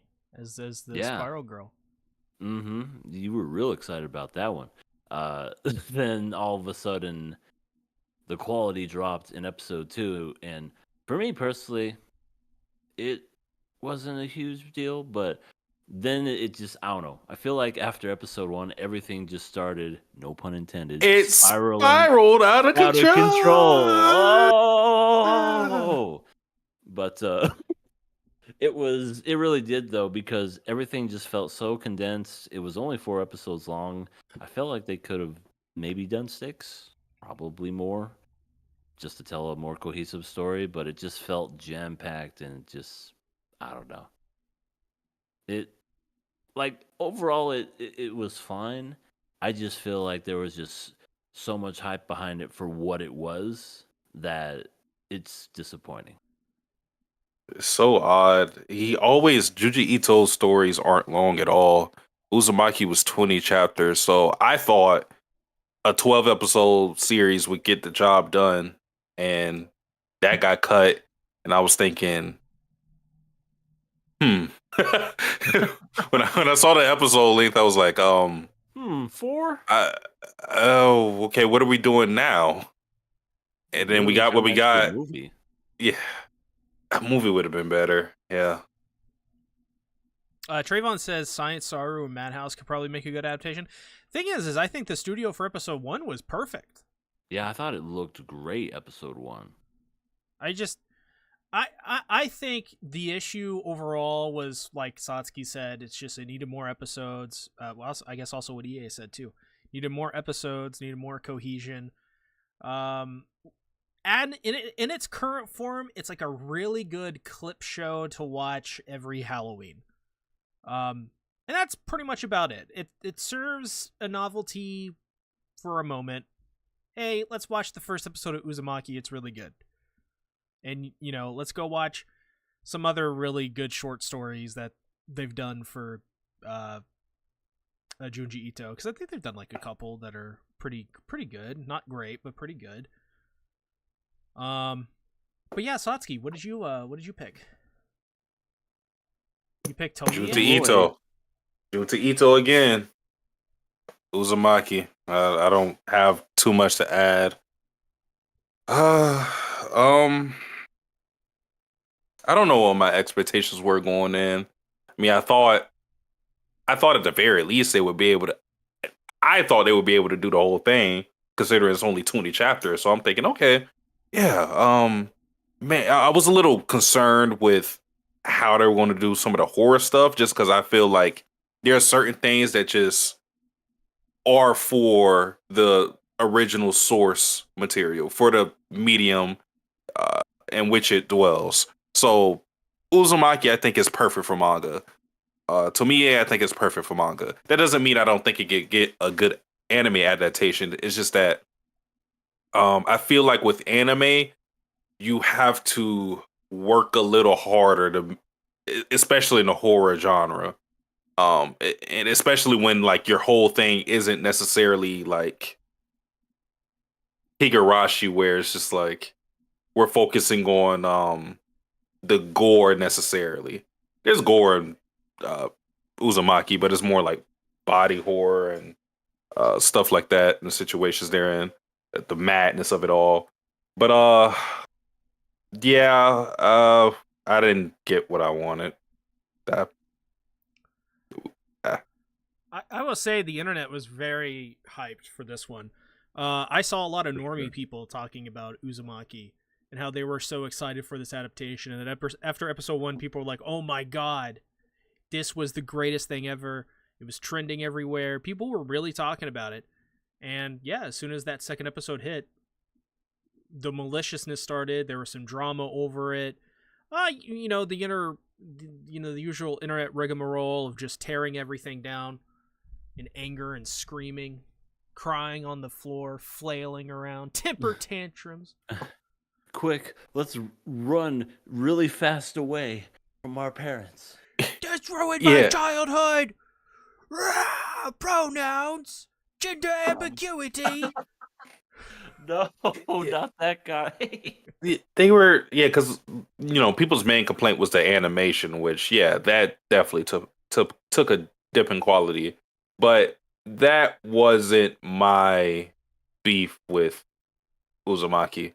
That wasn't my main beef with it. My main beef with it was that you didn't tell a cohesive story when it should have been possible, considering Uzumaki's not a long running series. It is 20 chapters. Essentially, they Blade of the Immortal did.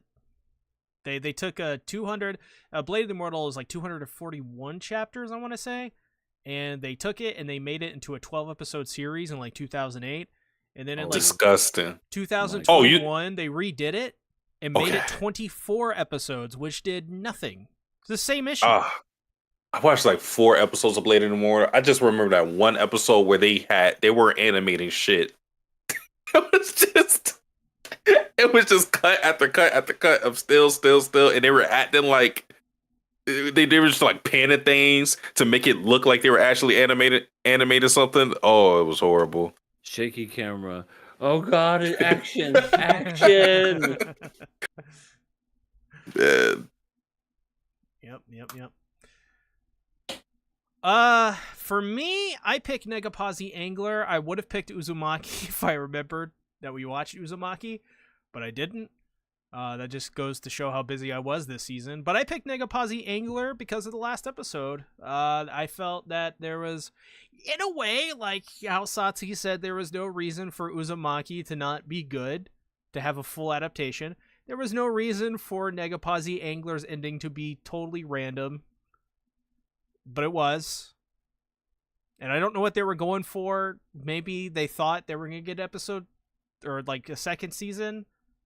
I don't know, but what the hell? What the hell happened there? Like, I literally don't really know how to describe the ending. It just ended. Like, nothing really concretely is wrapped up. We get a couple nice scenes here and there with some characters, but it overall seems like an episode that would be in like the seasonal hump, like episode 6 or 7 or 5, you know, like a middle episode as the ending. So yeah.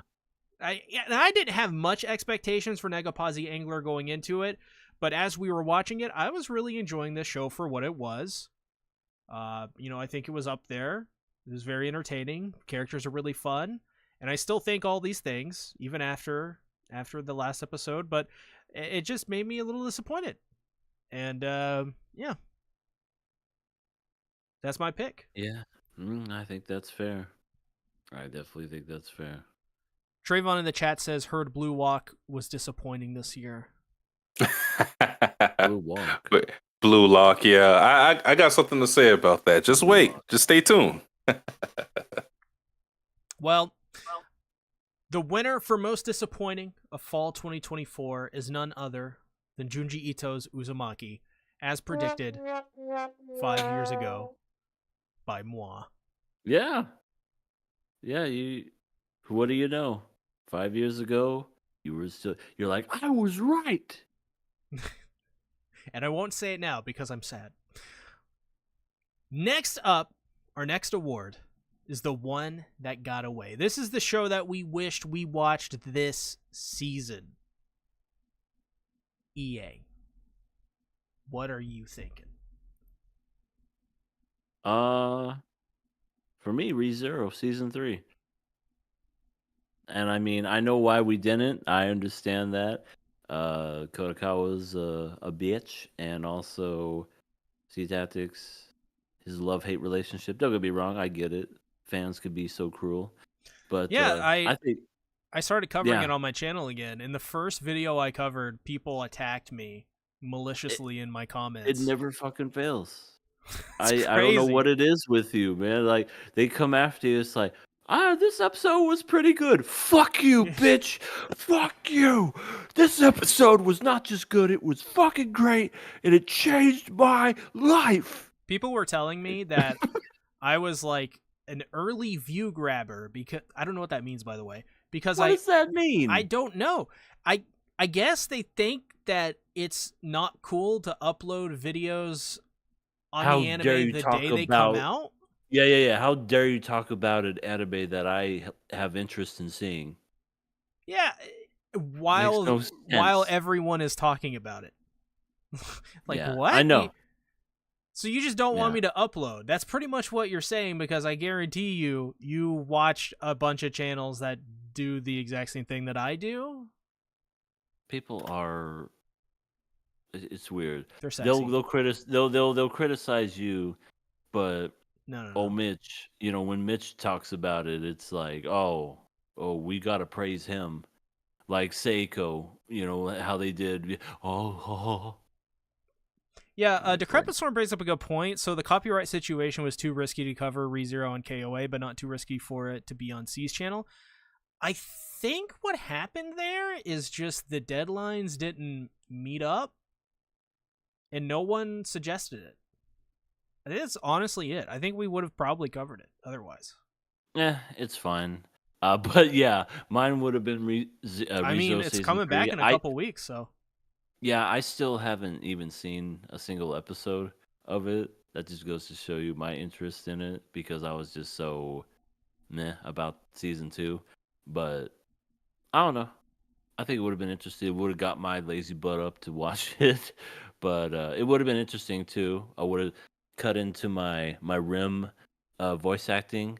Oh, it's me, Rim. just doing that again.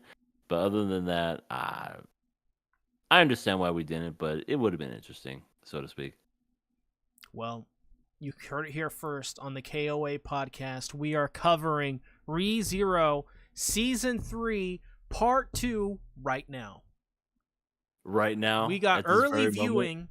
Keanu Reeves sent over the early screener copies for ReZero My Season guy. 3, Part 2. My guy. Oh wow! Look, wow! Ooh, Oh, it's are you very seeing good. this? They made Amelia's Wow. boobs even bigger. Yeah, my pants are coming down. Speaking of Amelia, best scene in season 2. You're gonna have to take responsibility, Subaru, because now I'm pregnant. That was Oh, Puck. Oh, was, Puck, you stupid mother. that was probably the best scene of Season 2, because Season 2, I have opinions on. But I won't say, because I don't want you guys to get sworn with hate for No, something. it's fine for being a first uploader YouTuber, man. Yeah, an early view grabber. Sorry. That's right. That's what I meant. I already forgot what the word was. Decrepit Storm says, hopefully none of the 10 KOA viewers are toxic ReZero fans. There's probably 100% of you are toxic ReZero fans. Let's be real here. 100% of you. Is there a non-toxic ReZero fan at this point? I don't think that's possible. At some point, I'm starting to think that I'm a toxic ReZero fan. Non-toxic ReZero fan. That's funny. Lightning Eagle says, in all caps, by the way, I'm toxic and I liked ReZero once. There you go. Huh? There you go. At least toxic. Yeah, Decrepit Storm says he will become toxic. The Toxic Avenger. Yeah, this is a Britney Spears song. Who's this? Or who? Is Shakira? Britney, bitch. I don't know. Anyway, what do you guys have? Yeah. What do you got, Satsuki? I picked Orb. Only watched one episode of this when we were first started this season. Yeah, it's about a guy that's interested in astrology, and he's living in a world where people aren't too fond of that that nerd shit. Is this the See, didn't you call this something? Polish. Yeah, Polish the anime. Something Polish. Yeah, Polish anime. Yeah, it's set in Poland. Okay, continue. Yeah. So yeah, he's basically he's introducing a lot of like scientific concepts that people aren't fond of. They're just like, all right, just burn him. That's a witch. Burn him. What is this math stuff you're talking about? Yeah, I think the Earth is round, y'all. This motherfucker wants to die. That's basically the show. Yeah. Uh, I picked that one too. In fact, this was a lock from me for a minute before whatever show I picked this season. Dandadan? Probably. Most likely. So yeah, I picked it just because it was historical. It was set in Poland. I have 2 Polish friends. One of them is my editor. One of them abuses me. And as any good Polishman does. And yeah, so I was like, hey, it's also historical. It's something a little different. And I think the synopsis was really compelling. This is one I will check out eventually. I don't know when, but it is on my bucket list. I really do actually want to see this one. So, yeah. That's what I picked. Because I still want to watch it. So, the victor for this is Orb on the Movement of the Earth. Check it out. I already recommend it. I've never seen it. But we got a Decrepit Storm in the comments. He says, I'm behind on Orb, but I think it's the best show I've watched this season. Watch at least the first 3 episodes. You won't regret it. There you go. Decrepit Storm. The secret Illuminati leader behind KOA. The man pulling the strings. Let's go to our next award. This, of course, is dedicated to one of the most overrated characters in one of the most overrated anime of all time. SS. SSSSS, SSSS, SS, Gridman. Of course, Rika Takarada, known far and wide for not her character, but her thighs. And so I decided, thank you, Kobeni. And so I decided to name the most overrated award after her thigh meat. This is deep, people. This is some deep shit. Sadly, I don't know if, for me personally, there was anything that I would consider overrated, based on my own judgments of what I've seen so far. That's right. You're not going to see me saying Don to Don, because I'm a, what is the opposite of a hater? I'm a lover, okay?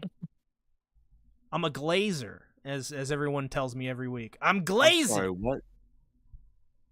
Glazing A glazer? everyone. You're all getting glazed. You get glazed. You get Ew. glazed. Sounds gross. I don't want glaze. I do like, I like chocolate instead of glazed. I'm gonna be honest. Also powdered, way better. So I didn't pick one. It'll be up to Satsuki and EA to duke it out. EA, what did you pick? I picked Dragon Ball Daima. And I thought it. I mean, gotta be a little careful with this one because I understand this is Akira Toriyama's last. You bitch! Sorry. Already in deep shit, according to Sasuke. But you know, I respect the fact that this was basically his last, I guess, like involvement in some kind of Dragon Ball form of media or just any kind of media in general when it involves like his writing, adapting. I don't know if he wrote for this show, something. Anyway, I think it's a little overrated just because of the fact that it has the Dragon Ball name. I almost feel like this series wouldn't have gotten the attention if it wasn't for the fact that, God rest his soul, Akira didn't pass away. But because he did, it got a little more hype than it probably should have. But overall, I feel as if it's weird because, like, people will talk about this, and I see some people post about it, and I'm just like, do people expect this series to even really be that good? Whenever they complain about it, they're just like, oh, this is happening now. It's like, yeah, what did you think would happen? It's, Super wasn't any better. I mean, come on. I don't know. So I guess I kind of find it overrated just because I just don't understand why people are watching it. And not just watching it, getting upset by the fact that it's not good. You know what I mean? That's the part Yeah. that baffles me. Can you believe Daima's not good? No. No way. You're lying. I thought for sure this would have been a 10 out of 10. From what I've seen, Daima looks like a continuation of like just fan servicey kind of Dragon Ball. In other words, I think Akira Toriyama in the good year of whatever this was produced in 2024, 2023, I think he was tapped out at this point. At this point, though, what isn't like fan service with Dragon Ball? Because exactly. we've kind of reached a point where they're doing all this stuff, all these different things keeps happening in between the time where at the end of the Buu saga and where Goku is supposed to meet Oob. They keep making timelines to where in between this time, Goku and everybody else was doing this and that and that and that and that. And it could just literally be anything. Even if it doesn't make sense what we're supposed to get at the end. Because now you look at Super and you're thinking to yourself, okay, so at the end of this, he's going to fight a reincarnated Buu and that's going to make him like really happy to fight when he fought gods. I'm going to beat him up. I saw they had Super Saiyan 3 Vegeta. And I was like, that's kind of jumping the shark, isn't it? We're jumping the shark, right? That's jumping the shark. Well, I think that leads into like what EA's pick, because I think Dragon Ball has reached a point where the machine is machining. Yeah. It can practically do anything, and fans are going to like it. Yeah. It's just it is what it could be good, it could be bad, it could be mediocre, as long as something stimulating is happening. Like Vegeta going Super Saiyan 3. That's something simulated, that's something that everybody wanted. Or I won't say everybody wanted. That's something that the fans expected. And Oh my god. you get it here. He being Super Saiyan 3. Midnight says, Lightning Eagle says SS Sniper Wolf. That would be funny. Midnight says, please leave my beautiful thigh girl alone. We don't have that many. Shut up. All right. Ellie says, keep your glaze yourself. Don't give me no lines and keep your glaze to yourself. Dun, dun, dun, dun, dun. Midnight says that one hurts EA. Ellie says, no, the terrible part is they made Super Saiyan 3 Vegeta a thing people wanted for years in a child's body. Freaking stupid. Yep. Fantastic. Yeah.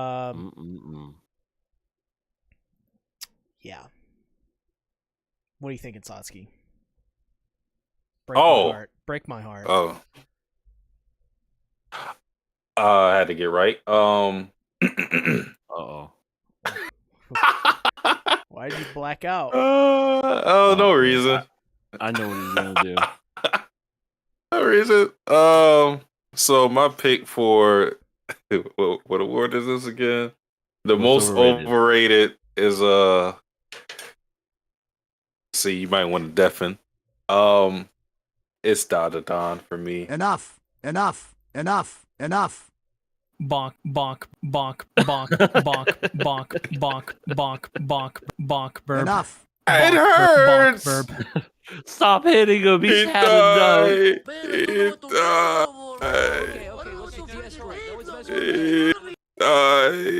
My ass. Well, you can forget about those adjustments to your A2 scope. Well, despite my rampant CTE now, I'll still try to give my opinion on this. So this is just kind of like the most disappointing. Again, this doesn't mean the show is bad. It's just a discrepancy. Well, with at least how I perceive it, with most overrated, I feel like there is a discrepancy. Let me turn this back on. All right. I feel like the difference between most overrated and most disappointing is most overrated is there's a discrepancy between how you perceive something and how you feel the general public feels about something. Whereas disappointment is your own expectations going against what you actually get in the end. So with Dadadan, again, I don't think it's a bad show. I think it's a good show. It's just that whenever I heard it being talked about, and this was predating even the anime coming out. This is when people knew the anime was going to be a thing in the first place. People were talking about it like it was going to be. No, I won't say that. People said it was like one of the best shonen ever, and I'm like, okay. I didn't really buy into the hype to begin with, just because I've seen a lot of things hype like that. The art looked great though, going into it. So I read it for myself just to kind of temper my expectations with the anime, so I didn't come in there super negative when I actually watched it, because I didn't think I was going to feel the same way other people felt. And it ended up happening too. Again, I don't think the show was bad or anything like that. I like the show. I think the reason why I'm not as favorable towards it is because I don't really like the comedy. And I think that's a big factor with the show, because it's very zany, it's very wacky. It kind of reminds me of JoJo in a way, where if you don't like a certain aspect of JoJo, it could be the comedy. You probably aren't going to like it nearly as much as other JoJo fans, because JoJo is another polarizing show, not to the same degree as Dadadan, but that's a show where everybody loves it to holy hell, and then you may watch it for yourself and go, I don't really get it.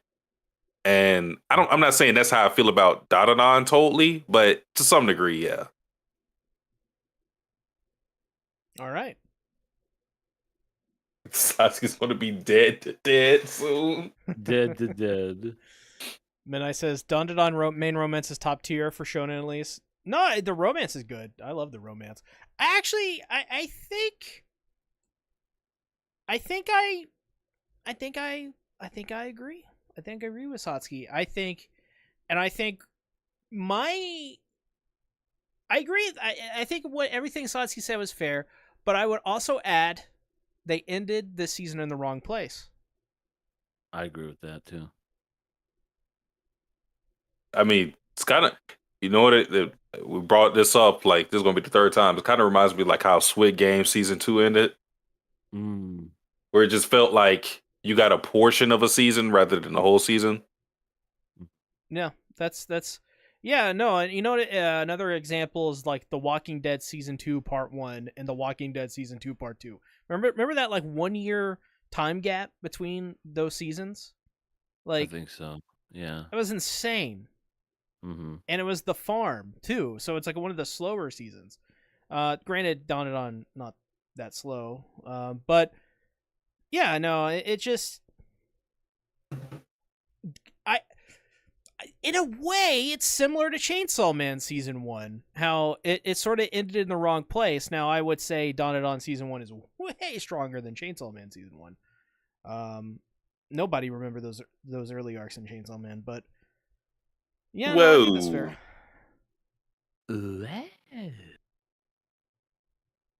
When Chainsaw Man was going on, I don't know why, but the hotel art just sticks out to me just because it was funny.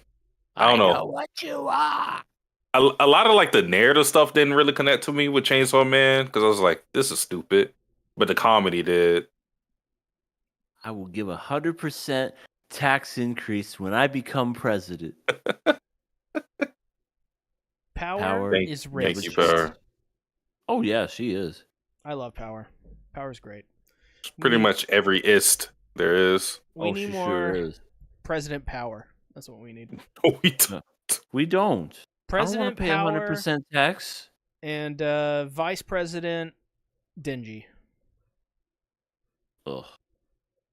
Din That Din. world will go to shit. In the hell in a handbasket. Because they're demons. Lightning Eagle said attack him. All right. Let's open up back up the soundboard. Okay. How do you want to die? Quick. Bonk, bonk, bonk, bonk, bonk, bonk, bonk, burp. That wasn't quick. Oh, what the? Gotta You make them having feel Big good Mom with the sit on wedding me? cake. No, Big Mom. No. We're just gonna give you a wedding cake, so you'll be happy. Oh, this cake's kind of. We got him. All right, boss. It's time to roll out. Vum. What? Vum? That was crazy. From Like Russians were trying to kill Satsuki there. Thank God we gave Satsuki this fake cyanide pill. keep it under the tooth. I love Rock and roll. and flop in jukebox, baby. Decrepit Storm says, I think that's understandable based on what we've seen so far. I guess we'll see where it goes from here. Lightning Eagle says, I think Chainsaw Man is at its best as a whole, not in its parts. Well, Satsuki looks like the 600-pound buff. 600-pound butt would have been an easier way out. So he's saying that because I'm playing Resident Evil Village right now. Oh, you are. You made it to Lady Demetresque? Yeah, I killed her. Dude, she and should the have. rest of her She should have been the main disgusting villain. daughters. She should have been the main villain. She should have been the main villain. I don't want to hear 100%. anything anymore. Don't say anything more. I don't want to, because I don't know anything else other than her. All right. She was great though. Dasani water on the wound. Oh yeah, some peroxide on this. He literally has his arm cut off. He's just like, Dude, yeah, I know. She cuts off his eye. He's like, hold on a second. Lady Demetress, hold on. Let me grab my hand. We can put the little water on it. Okay. Now I may run from you. Trayvon says, to be honest, Chainsaw Man Part 2 hasn't been that great. It has its moments, but for Part 1 more, I disagree, good sir. I think Part 2 is domain the best expansion. part. Lightning Eagle says, all right, kill Siwa Bonks. Well, time to open up the soundboard. See, no, don't Bonk, kill yourself. bonk, No! bonk, bonk, bonk. It's punishment time. You can't trust me. I don't even trust myself. All right. All right. Okay, who's most overrated? Don or Shit. Dragon Ball Daima? We still got to figure that one out. I think feel- Dan to Dan would be funny just for optics' sake. I feel like I'm gonna go with Daima just because Okay. I feel like there's nothing the show could do to not or for fans to turn on it. I don't know what the fuck that show could do for fans to go, this ain't nah, I'm not watching this anymore. It's like COD fans. Can't get COD fans to hate COD. They hate COD. They already hate it. They'll play it. Doesn't matter. Man, Call of Duty. Kind of, sorta. I get bad. what you're saying, but yeah, it's like the same. It's like the same thing where I say like the machine is just it's too big at this point. Yeah. You can't do anything. In essence, Dawn to Dawn has soul. Dragon Ball Daima does not. Yeah. That's it. That's the gist. Dawn to Dawn is from a guy who clearly likes to do this. Daima is from a guy that's, has been doing it for 40, 50, 60 years, whatever it was. A fucking journeyman. time. He's done it all. What else Yeah. can he do? Not going to teach an old dog new tricks, right? So, and plus the corporatization of it. Fuck corpos, man. I'm Johnny Silverhand. My name is what? My name is who? My name is Chicka, the ham Slim sandwich. Speaking of Shit. hand sandwich, What a segue. EA, I didn't plan this, but I'm going to have you introduce an award that you know nothing about other than its title. So we're going to decide right here. What is you this shouldn't have next done that. award? You shouldn't have done that. All right, here we go. Ladies and gentlemen, boys and girls, children of all ages, we are now into our next category. What is that category, you may ask? It is called the Thanksgiving Ham Sandwich, also known as most underrated. Because apparently, a Thanksgiving ham sandwich is the most underrated thing you'll ever eat in your entire life. Believe me, I know. I ate one today. No fucking lie. It wasn't a Thanksgiving, though. It was Christmas ham. So, thank you.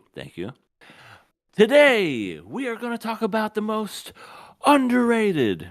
Something that maybe flew under the radar. Not something that is, oh, yeah, people love this show because of boobs. No, this is one that we would consider great because of the fact nobody knows about it.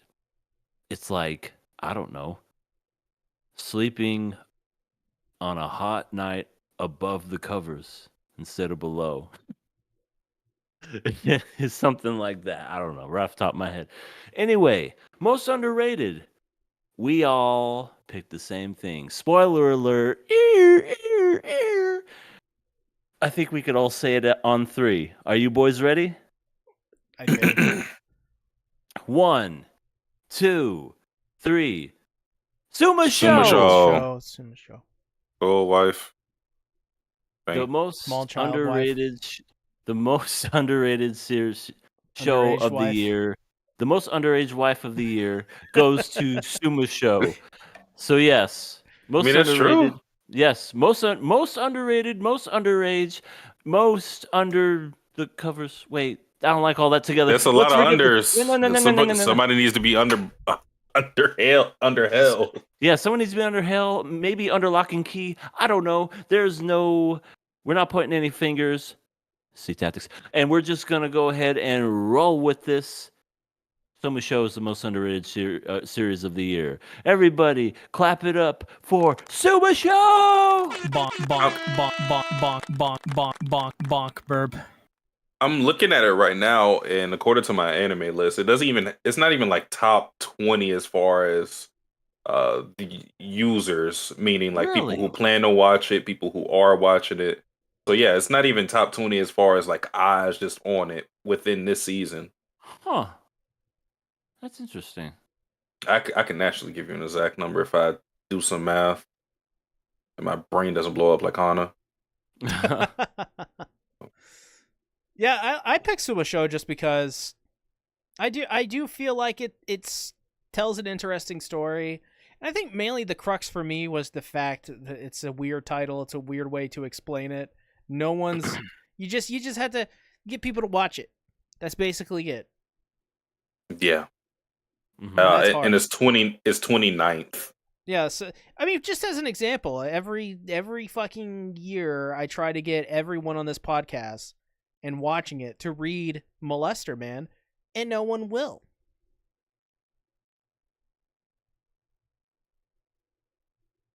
Is he No- still no looking at us? comment. I want to say I'm not looking at him. Yeah. It's one of those things where the shows it shot itself in his foot, maybe intentionally, with the synopsis. So I doubt people are gonna read the synopsis and look at the wallpaper for it and go, this is the show I want to watch, because I myself was wary about it when I first heard about it, and it took a second opinion with some of the comments I was seeing for me to give it a try. And I think a lot of other people need that push. And when you're looking for an anime yourself, you're not getting that second opinion. Thus, this show just naturally fell under the radar. And it's pretty good. It's definitely one of the best of the season. I blame this award on perverts. Like, Just perverts. From perverts Trayvon like says you. a you. sign of affection is underrated. Is this true? Do we know? I don't know. What's I- underrated? I mean, I've heard of A Sign of Affection, but Sign of affection. I thought that was last season. Or was it coming into the season? I don't know. Okay. Under prison surveillance. Storm says good choice. I think Orb would also be good for this one. Not that many people are talking about. Yeah, that's true. That would have been a good one as well. Alrighty, let's go ahead and get into our favorite moment of the season. Satsuki, let us know. Okay. My favorite moment of the season comes from Ri Seto. My royal candidate came back. Priscilla Bariel, the bloody bride, crashed the party. Very great moment for me. Very great moment for scumbags like me. You know, the people who just want to see the shit talkers talk shit. The people who like to see utter chaos and big boobs. We got exactly what we want, what we signed up for with that episode where she came by. I heard And then big too, boobs. yeah. Hold on, I got you. Say, thank you. Let me see this. Priscilla Ariel, What is about to happen? look away. You don't really get a big boob scene from this, but this is pretty cool. All right, let's see it. Oh yeah. Oh wow. Oh yeah. Oh, this is the foot lady. Yeah. Okay. Yeah. No, I could see why you like this moment. That is pretty dope. But yeah, and then yeah, Priscilla's been pretty absent throughout Recero. She's been one of the candidates that hasn't shown that much. In lieu of Krush and Anastasia and Amelia all doing stuff, and Felt has also felt, went under the radar too. But it was good to see her after a long time of not knowing what she was doing. So that was my favorite moment of the season. That's a good one. I think Priscilla added a lot to season 3, at least so far. From my memory of it, I think Priscilla is one of my favorites of it. Yep, Priscilla's good. EA, what do you got? I know what you're thinking. Hundreds upon hundreds of hours of watching anime. This whole season. So many epic things. What could EA's favorite moment possibly be? Is it a fight scene? No. Is it something sweet and humbling? No. Is it, I don't know, maybe a dramatic scene? That's it? No. Mine is simple. It's Okarun farting in Momo's face. Oh my god. No way. It's because of how first of all, you don't expect it, and it's so stupid, and it caught me off guard. Like, it's just literally her teasing him, Okarun, and then like a train passes by, and then just it sounded like a real fart. It's like someone recorded it and stuck a microphone up their ass or something, because it was just boom, like, and then you just hear, ew, how will you fart in my face? And then Okarun's like, you make me nervous. You put too much pressure on me. It's like, it's like a sweat or something just inking you because it's scared as hell. Yeah. And it was just so, like, the sound, I think if it, like I said, I think someone recorded it, and that's what made it sound even more funny to be. Like, if it was just like a generic stock footage, like, brr, like fart or whatever, those ones that you hear on those little like fart boxes or whatever. But yeah, that's my favorite moment because I'm a fucking child. I mean, it's brave. It's a brave scene, that's for sure. My pick is Negaposi Angular Shape-Shifting. Negaposi. Negaposi Angular's shape-shifting. These characters, anytime, more specifically, that one episode where they all just are in a room and they're all just like, one's turning into a fish, the other is morphing from hot to ugly. Whoa. Hot to ugly. to hotter. I can't forget all the others, but like they all like shapeshift into some form of animal, and it's just out of nowhere and hilarious. So that's my favorite moment. I need to learn how to do that when I want to just detach from reality. Yeah, me too. You. This is what I look like now. Yeah, that's why Ice is always and will forever be one of my favorite supporting cast members, as well as Machida, because he turns into a literal fish. Yay, Priscilla. Annie Yuck saw. Hater. So what are we thinking? Priscilla, farts, or shapeshifting? I'm gonna just go with Okarun farting in Momo's face. Just 'cause that made me laugh earlier. That's what I was laughing All at. right, there we go. Oh, that's the thing that you were laughing at? Yeah. All right. Favorite moment? Okarun farting in Momo's face. This is a quality show we run around here at KOA. Yep. Our next award is the complete opposite. This is the worst moment of the season. Very simple. What's the opposite of favorite? It's the worst. We don't like it. We think it's bad. Okay. Satsuki, what are you thinking?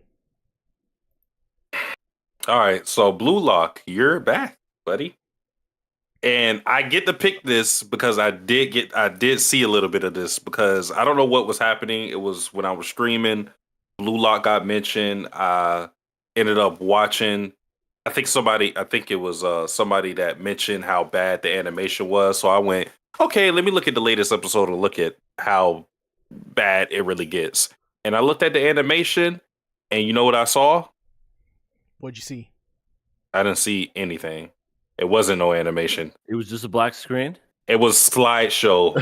It was Oh my god, the Promised was- Neverland special, the Goofy Land special. it was still after still, and they tried to Goofy lock. to edit it.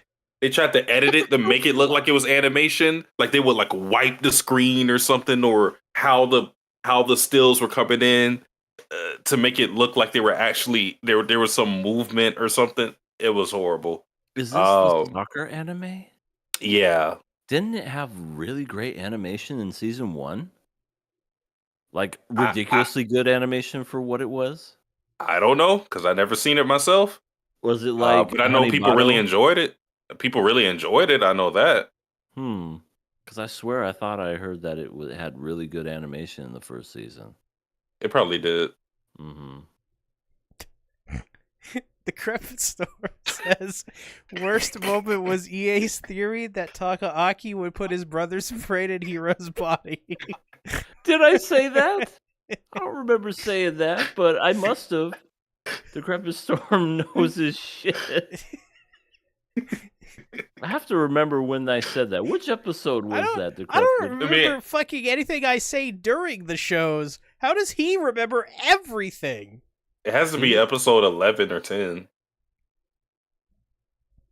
Yeah, I don't remember saying that. I'm gonna look it up, and when I find it, I'm gonna post it to you guys. Well, EA, what do you got for your worst moment? Nothing super different. We kind of talked about this, so I'll make this short.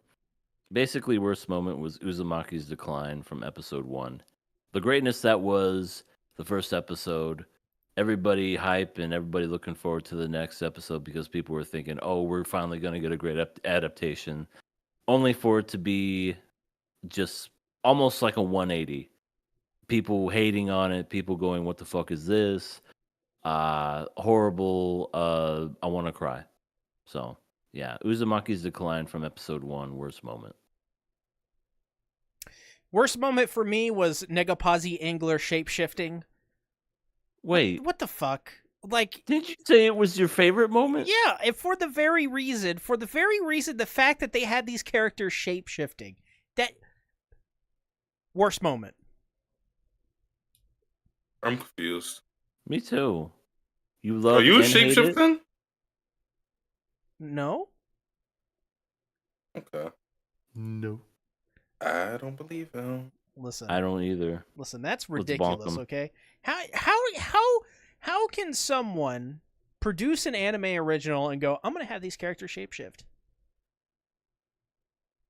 It's so bad, it's good, but it's so bad, and it's good. Worst moment. Well, I guess I can't beat that. What are we thinking? You ever heard? I don't. I'm I haven't. confused. I haven't. I haven't seen the Blue Lock slideshow, but is it as bad as you say it is? Oh yeah, it's literally. I think it's worse than Uzumaki because Uzumaki has like, because I feel you can miss Uzumaki's bad animation. Yeah, Now, if we're that's not what I remember Uzumaki for, is the bad animation too. So True. you can't miss Blue Lock's bad animation because like the one scene of the guys running on the beach with Uzumaki, that's like 4 seconds, and then the Right. one lighthouse thing again, that's not very long. It's not the whole episode that's bad. It's just a few bad moments, or like yeah, that was the lighthouse too, the person falling. But Blue Lock is, at least the episode I watched, horrible. Horrible. Like you have to pay attention to it. There's no ignoring it. Mm-hmm. worst moment, looking like it's Blue Lock. It's a lock. It's a lock. The goofy lock. Who? Don't I'll worry, fucking Monica. kill your family. Next award will be announced by none other than our lovely, our talented, Beautiful. our beautiful, sexy, Gorgeous. sexalicious. Ah. I can't get enough. When he's on the screen, I'm thinking about crimes to commit against humanity. Because we gotta save him. Yeah, from the evil. And he is also very smart too. And he could do math very well. And he can wake up at Okay! Stop the glaze! I would say we've loved him more than enough. like I said, I warned you all. Everyone's getting glazed, okay? Somebody All please right. take that out of context and quote that. Everyone's getting glazed. The Mirai Zura Award, this is the award that we look forward to the most, or not the award, the anime we look forward to the most award. So going into next season, winter 2025, what are the shows that we look at and go, we want this on the podcast, or it doesn't even have to be on the podcast. It could be, we have to watch it. Must see TV. What are the anime? I think for this, I'm going to start with Sea Tactics. What do you look forward to the most next season? I honestly, this is the one that I looked the most for. This is the one I did the most research on. And while I came up with some interesting ones where I was like, okay, cool, I just don't know. So I honestly picked Sakamoto Days.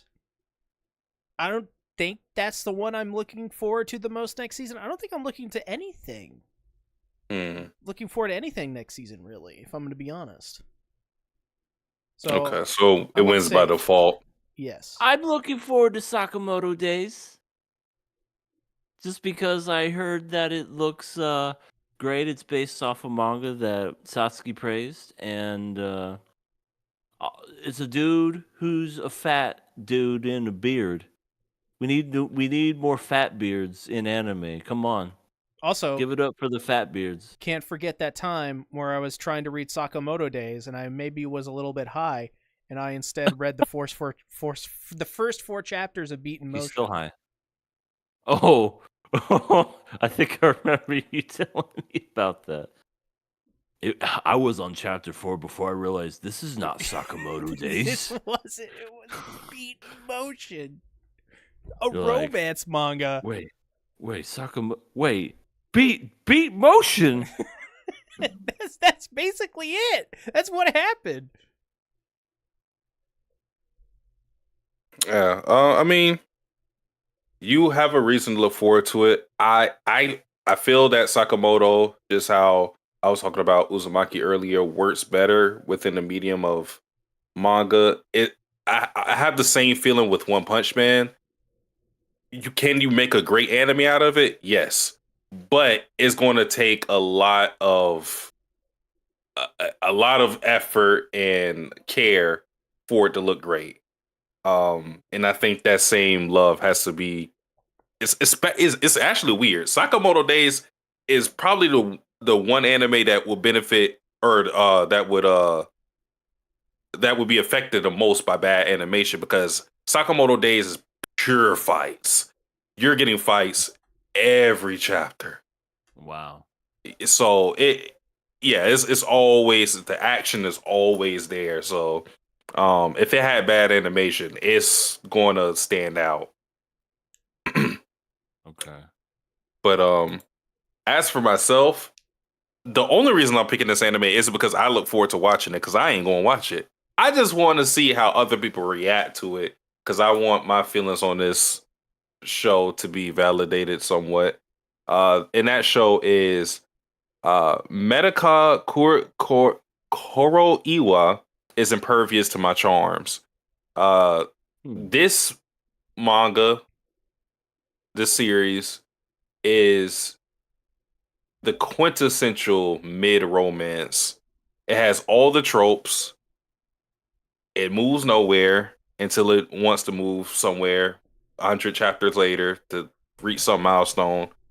It is just down the line the most generic romance manga that you can make, and it's still ongoing. It still Like goes on. Rent-A-Girlfriend. Oh no. But here's the thing: Rent-A-Girlfriend, at the very least, had an interesting premise that made you think it wasn't going to be basic. This show doesn't even have that. It is from the premise to what actually happens. The art is good, but everything about it is generic. Down the line, and I want to see if romance fans are going to wake up and treat this anime with the treatment it deserves, which is the ire of everyone. No. It's not. I know it's not. That's gonna be loved and praised. That's It how it just needs like a couple little fetish scenes in there, which it has like fan service. So get a couple boob sweats, a little bit of armpit action, heavenly pits. 10 out of 10. Trayvon says I'm interested in Zinshu, Sakamoto Days, and Honey Lemon Soda. Honey Lemon Soda sounds pretty interesting. It does. I read the synopsis for it, and it looks kind of looks like any other romance, but I hope it's not, because it did look interesting to me. Trayvon said I read that one. Sats, I'm a little behind, but yeah, you're right. It's overstaying its welcome, like Comey. Oof! How far did you get into it? I dropped it at chapter. I think I got to chapter 100, and I said, "All right, I'm done." Why am I reading this when I could just read good romance?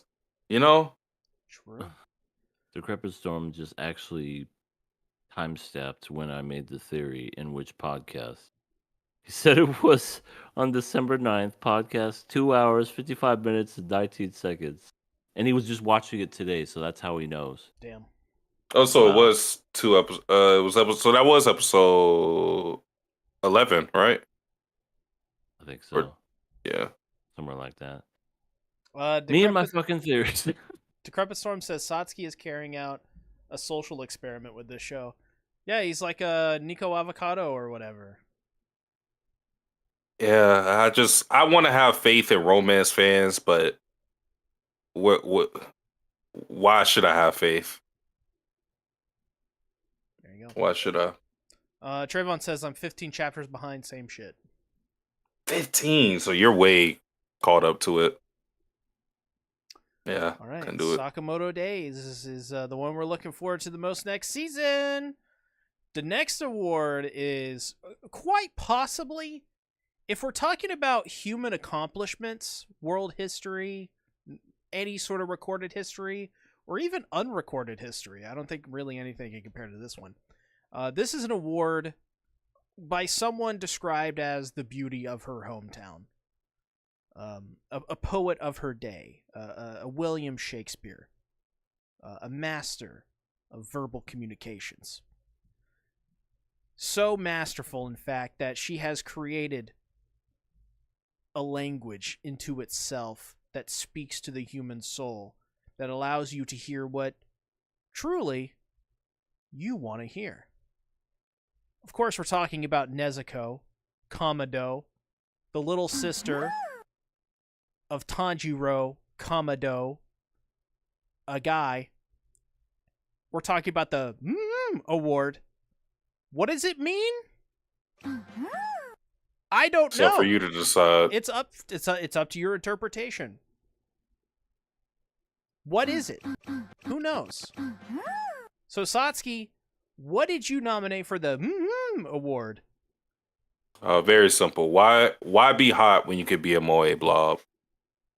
It's a philosophical question, because it's a question that extends beyond just the action itself. It's the psychology behind it.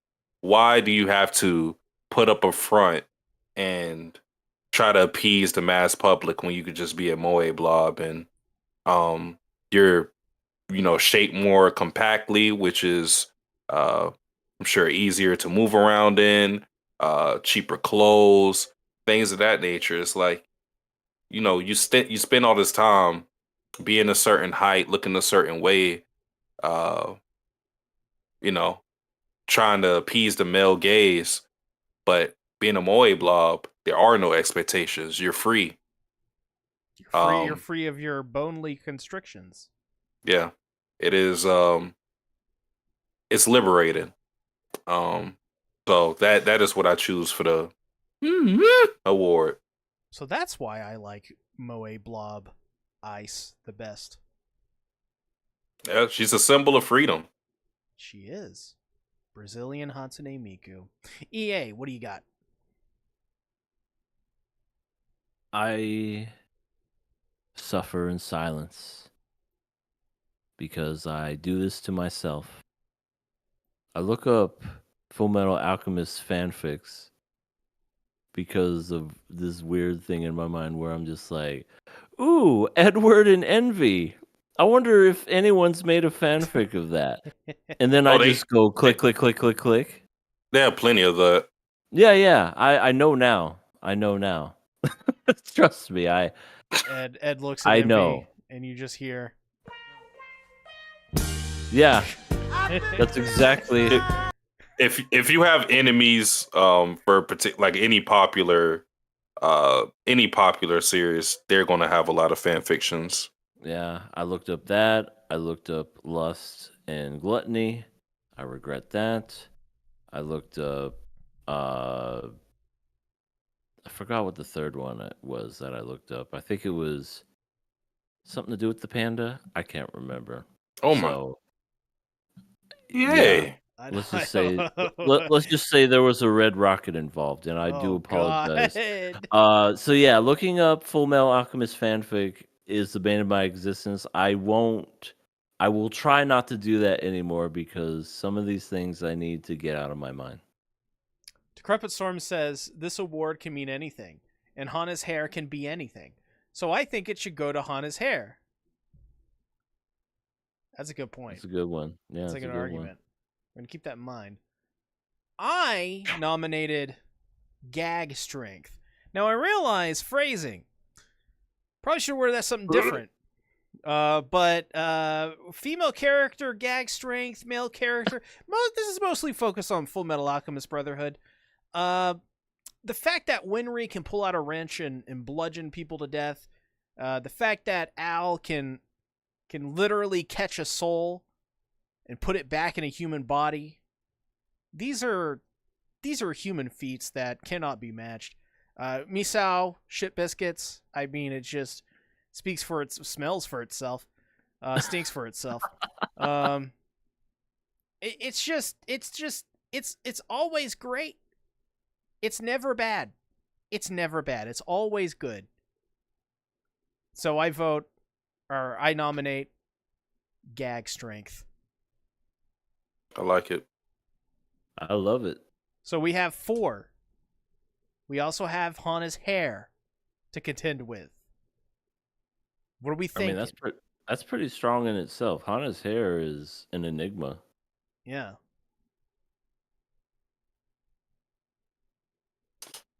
Me personally, I think it should go to gag character strength. It is the most unpredictable thing, even more so than Honda's hair. But Yeah. when you think about it, Honda's hair may be a product of gag character strength in a way. That's true. Yeah. That's true. Yeah, shit biscuits go a long way. So yeah, I gotta give it up to gag strength. There we go. Gag strength. Winner. Let's go ahead and get to our former penultimate award. Now it is third from last. This, of course, is an award dedicated to X-Arm. The X-Arm Award of Excellence. The King Nothing Award. Satsuki, what do you got? I may need to change mine on the fly, depending Oh, on well- when this anime came out. I'll do it. I'll talk about mine. Okay. Mine is called How I Attended an All Guys Mixer. What? I watched the first episode and said, what the fuck is this? These guys. This is how the episode starts. These three group of guys, they're college age, and they're like, yeah, we're gonna meet up with some chicks. Where are they gonna meet us at? We're gonna go ahead. We're gonna meet them over here. We're gonna meet them for dinner. We're gonna have a good time. They go into the bar or restaurant or whatever. They look over and see them, and they're like, there's three dudes over there. Are those the same girls? They said that they'd be here. And all of a sudden, they start talking and saying, hi, it's me. It's such and such. Who are you? I'm the girl I spoke to earlier. Why are you dressed like a dude? Oh, well, we work at a drag king bar. And we're just coming off of work looking like dudes. Okay, so why haven't you changed? I don't know. Because anime logic. So that's not the bad part. I mean, whatever. People can dress. It's for work, whatever. But it's the whole fact that these dudes that see these girls all dressed in drag, they're like emotionally conflicted. They're like, I like women, but they look like dudes. I think I'm gay. It's like, no, that's not how it works. It's what logic is that as far as how you think? But I don't know. It just screams awfulness. There's a lot of bondage and stuff that happens in the series. I may have watched more than one. And Oh my then God. it turned into a guy questioning whether he was straight or gay just because a girl looked better as a dude than she was a girl. And I don't know. Definitely an interesting show. Probably not my favorite, and I would say King Nothing goes to this just because why does this show exist? Trayvon says that show is actually good, and also says I'm only 4 episodes behind, but it's pretty fun. Decrepit Storm says, I heard someone describe as yaoi for people who don't want yaoi. Pretty much. Well, that's funny. A lot of bondage. All right. Yahweh without the gay people. I nominated, controversially, nothing. Nothing at all. We gotta You're kick on- him off. You're on thin ice, buddy. We gotta kick him off right now. I didn't even pick Uzumaki. I didn't even feel it really deserved that moniker. I didn't know. I didn't watch a lot of stuff outside of KOA this season, so I didn't really watch anything bad in my opinion. So King Nothing.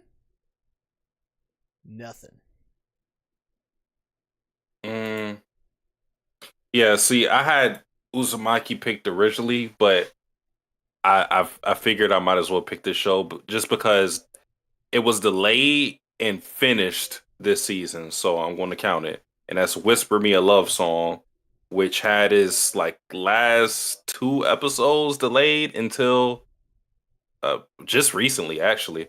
So it's finally complete after all this time because this show aired summer season. I didn't even watch it. I read it, really enjoyed this series, but they really fucked it up. They butchered my boy. Look at him massacred. my boy. Yeah. Sad to see. So yeah, I mean, because at least with Uzumaki, I enjoyed it. No, I may be disappointed, but I had some fun with it at some parts. But I can't really say the same thing with "Whisper Me a Love Song." So that is my pick for King of Nothing. Love song. All right, Love song. it's going to Love Song. Love song. There you go. Fuck you, Love Song. Piece of shit. How dare you ruin my life? I'm whispering love song. Stop whispering. Thank you. You're ruining everything with your whispers. Okay, that one was fine. The penultimate award, the formerly main event, is now just nothing. Might as well be King Nothing at this point. Who cares about the King of Anime Fall 2024? It's been dethroned. It's not the last award anymore. What could it be? Who knows? But the King of Anime is the best anime of the season. It is the king of anime for fall 2024. With its scepter and its cape and its crown and its ugly fucking looking chair and its peasants and all the people that are trying to kill him. What are you smoking? I don't know. Just nothing, but I should be. May Save help. him. Yeah, so this is the best anime of this season. Pretty big one.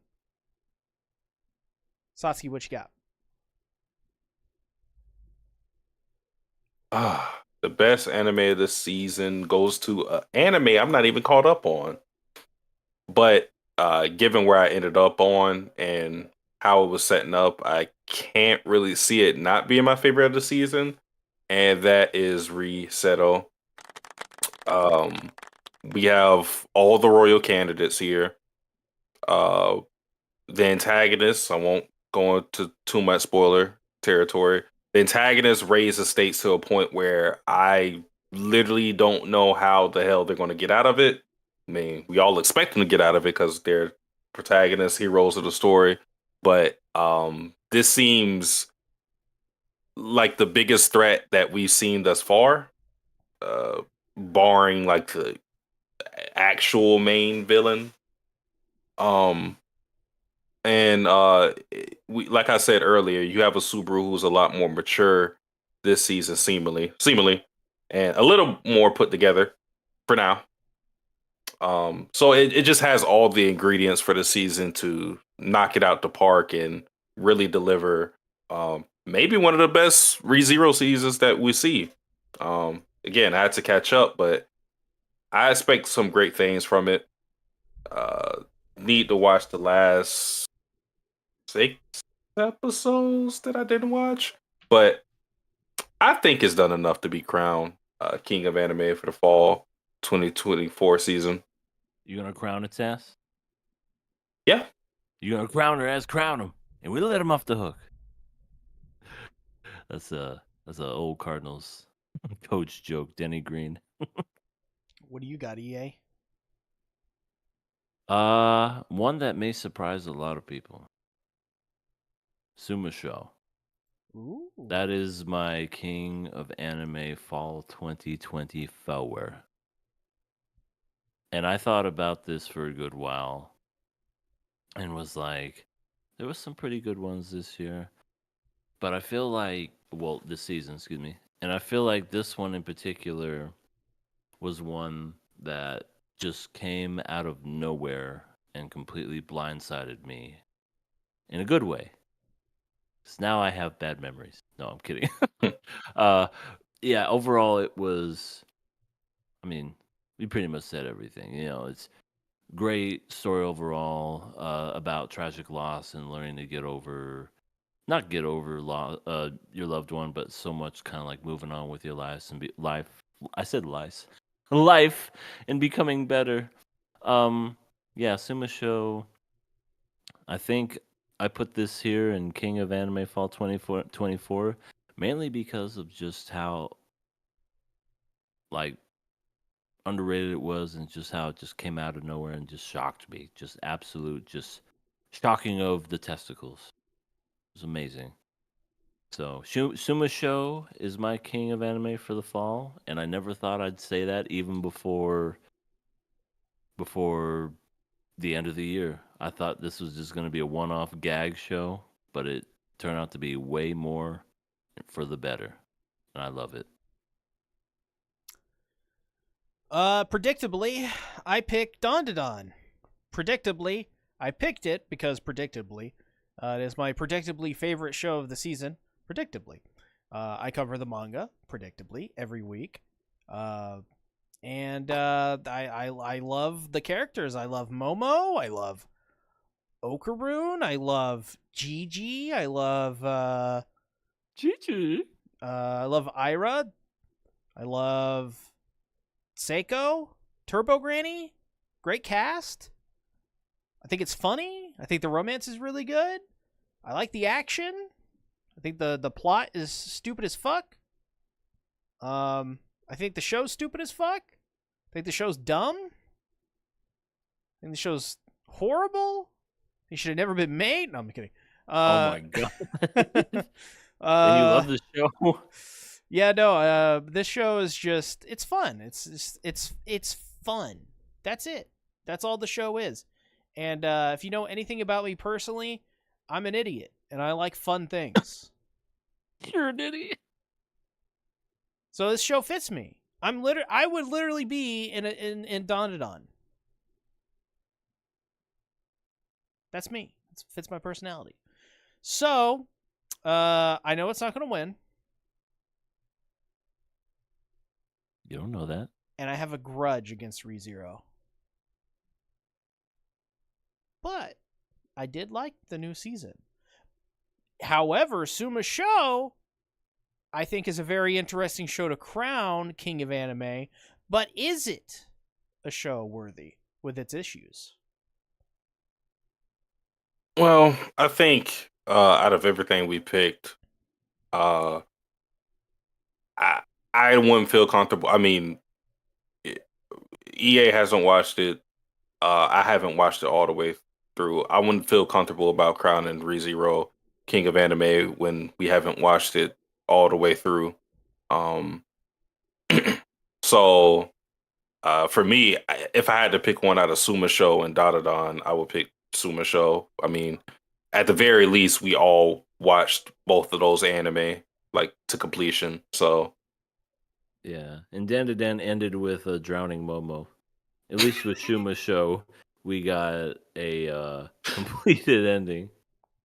Good point. Good point.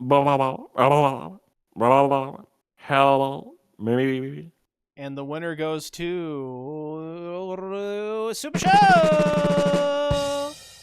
Oh, King my of God. Anime Fall 2024, the most unlikely dark horse to become King of seriously. Anime. Holy shit. The dark horse of the season. Seth Rollins Holy out here crap. running the gauntlet. Yeah. Wow. Crazy. But wait, do we have one more award? I think we do. I think I think I came up with it in about 5 seconds, and it was Hold on. not a bad idea. Let's see. Where is it? Oh, Oh no, I can't seem to find it. Do you remember where you placed that final award? oh God, where? Oh. Is that it? Check the bread drawer. Okay, hold on. That's the drawer I store all my bread. You know, gotta save it for bread occasions. I see a bread drawer, but there's not bread. No, that's the bread drawer where I put things that aren't bread into it. Yeah, I see a bunch of condoms. I'm not sure what that is, but it's not there. It's the one You don't know what a below condom that. is? Oh, concerned. EA, Are you a I know father? where it is. Oh, where was it? It's in the King of Anime Hall of Fame. Oh my God. So I came up with a brilliant idea, seeing it as the end of the year, tomorrow, to bring out the King of Anime Hall of Fame for this year. This is very simple. Essentially, it is the anime of the year. It is the best anime that we watched on this show this year. As long as it aired in this year, it's eligible. Satsuki, what did you pick for anime of the year? Big year? Yeah, it was some interesting things this year. So I will say it's very odd because when I think about this anime and I think about just animation, I don't think it did a great job. It wasn't really well animated, but it's one of those rare instances where the story of said anime was so good that it just carried it all the way through. From the comedy to the narrative, to the characters and the cast that you get. It did everything good except the animation. I But did everything right, and they still indicted me. yeah. What I'm Yeah. picking is none other than the Fable. Um, 24 episode show. We had a lot of fun with it. I read the manga for it. I was a little wary on it just because of the beginning with some of the content in there with the sexual things going on in the show. But just like in like reading the manga, once I got past some of that stuff, um, I was really hooked on the show, hooked on the manga. And once I saw the anime was coming out for it, I figured this would be a good thing to talk about on the show. And I think I locked this show in over Spice and Wolf, which anybody who knows me knows how much I love Spice and Wolf, how much I love Holo and Lawrence. But I really just wanted to talk about the Fable with you guys and you know, see how that whole thing went. And I think I actually ended up appreciating the story more, probably because the animation was just like mediocre. But retreading it, I think I like this show a lot more watching the anime. And that doesn't mean the anime is better than the manga. It's just that I'm rewatching this and experiencing this story again. Had a great time with it. Like I said, um just well balanced in everything other than animation. Great comedy, laughed at it a whole bunch of times. Action, love the characters, love the story. Yeah, that is my favorite anime of this year, 2024. I as well had the Fable as my favorite anime of the year. There was so many anime that came out this year. Some that I had to think about quite a bit. Winter. Well, I'm looking through it right now. Winter, we really didn't have much. We had Delicious in Dungeon pass. We had the great Demon Slayer our Hashira arc that had this fantastic setup for the movies, and that alone was just made the season great. Konosuba, come on. I forgot we watched Demon Slayer this year. Demon Slayer, Konosuba, Oh, God. that was a good one. There were some big hits, but some, like a good majority of ones, I really didn't care for. Like Tower of God season 2. I forgot that was even a thing that came out, but We had yeah, your elf, plus size elves. we had plus size elf. We had that going for us. Everything was there, but this little, you could definitely tell they were under budget for this series. But the Fable was so good. Like, I definitely agree. The story was fantastic. The voice acting matched everything perfectly. Uh, Everything was just so engaging. I feel like it was one of those things that I look forward to every week whenever we went to watch it. I was like, yeah, the Fable. I can't wait to see what's going to happen with Akira and his zany finger poking. It was funny. It was nice. I I'm always a fan of adult animes and adult anything when it comes to animation because it's enough with the kiddies. Time for the adults to take over.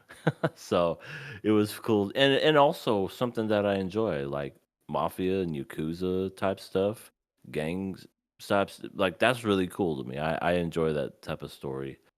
Um, overall, very enjoyable. The only thing that really bothers me is just how it ended because it felt like there was more story that needed to be told, and I feel as if this is not going to get a season 2. Let's just face it, it's not going to get a season 2. But if it does, hollow fucking hallelujah. But overall, just a fantastic series that I would recommend to anybody. Maybe I'll read the manga. I'll probably have to at this point if they don't release the season 2. EA and Satsuki straight up said, Fable, you look like a beautiful coral snake. The coral snake joke, the fucking drawings that looked like absolute shit, the fact that they were laughing at his drawings. You could name anything from the series, and Yoko, it's just oh no. hilarious. Yoko being absolutely evil and just fucking with people while they're drunk. Hey, you're a pro, right? Yeah, I am a exactly. pro. That stuff. Fucking Jackal just by himself, and how Yeah. Jack was trying his best. I got to try as well. he just loves the man so much. The Return of the Bear.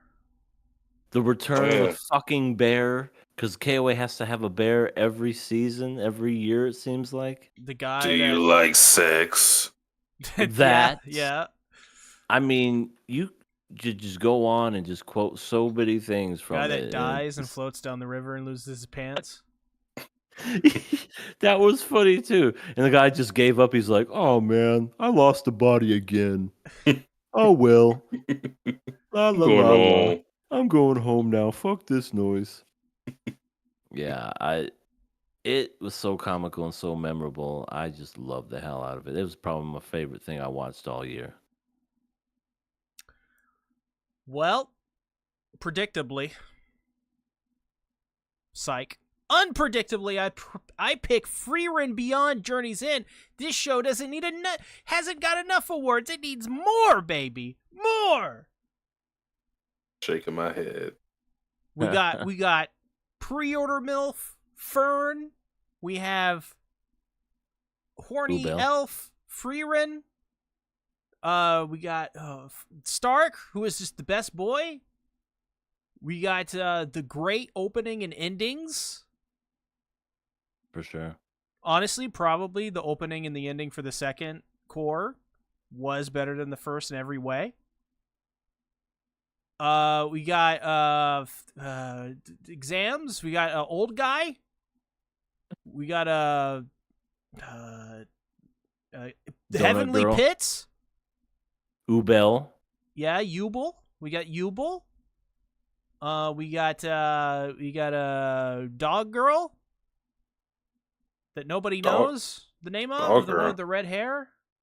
The one that's The one that likes the donuts? yeah no. She's like with the old guy, but like he kind of like spoils her and gives her donuts. Oh, well, and she's great stuff. too, but no, not her. The one with the girl in the blue dress. The girl with They're the like blue they're kind of like a dress. thing. He's talking about Kane. Yeah. Or the girl that was, he's talking about, yeah, I think her name was Kane. Yeah, she's great. Kane and Luine. Yeah. Let's not forget Fryron's just facial expressions. That's true. Also, the whole fucking battle sequence with the fake Freerun, that was really good. The trials. Did I mention pre-order MILF Fern? Yeah, 3 times. Yes, 3 times, and every time the fact that you still call her pre-order MILF is it's always something. It's because what I say is prophecy. That's why. The Freerun pre-order MILF prophecy. Decrepit Storm says hard to pick one for the whole year, but the Fable is probably the best choice. It kept me interested for 25 episodes. Yeah, so Freerun loses, snubbed out of another award. The most underrated show ever made, Freerun Beyond Journey's End. I do think damn. that Freerun is a good show, though. I think it's up there with some of the best fantasy anime. Like once season 2 comes out, it's going to be highly regarded, I think. To me, it's just, for me, like, the reason I even think about Friend is because I'm always I know it aired also into 2024, but I always do it how I do it is like when it first aired. And it's kind of difficult when it's a show in the fall that has more than 12 episodes and is lingering into the next year. But that's how I usually try to do it. Yeah. Free reign snubbed again. It is a good show. It is, Madhouse knocked it out of the park with that series. Well, there you go. The first ever, maybe only if I remember, KOA Hall of Fame 2024, baby. It's in the books. The We should Fable. totally go back to all the years that we did it and get a Hall of Fame winner for those. Oh yeah, that'd be pretty cool. Just go back to 2019. Do we have a budget for that, John? It would be cool to see what it is, what we have in retrospect. For sure. Well, and a lot's came out since then. With that, What would be more interested though? Like, what we only pick stuff that we watched on the show, or like just anything in that season? Because there's probably a lot that I've seen that we didn't cover on the show. I would say just anything we pick. Okay. All right. Well, let's get into viewer questions. We had none this week, and you guys may be asking, well, shit, C Tactics, you got viewer questions right here. I asked ChatGPT to ask us some questions. I felt lonely this week, and I needed... No, you didn't. No, I didn't. You're right. Damn. Okay. I asked my friend Chad Jippity. Chad Jippity? I know that guy. Yeah, he's good. And Chad, he's great. And he asked us some questions. Personally signed them. Everyone. So if you haven't already, make sure to ask us some questions. We have a form below in the description. You can click on it. You can ask to submit a question. Help, please, for the love of God. Submit questions, please. First question, if you could have any anime character as your personal life coach, who would it be and what advice would they give you? Personal life coach? Yeah. I don't know if I want a personal life coach. I just feel like... I got it. Go Toru ahead. Honda. She'll solve all of my life issues. Give me a clear path to move forward. And then you're like, you're younger than me. You're a high schooler. I'm going to push you off this mountain. Yep. And then she's going to die. Worth it, though. It's worth it if she dies.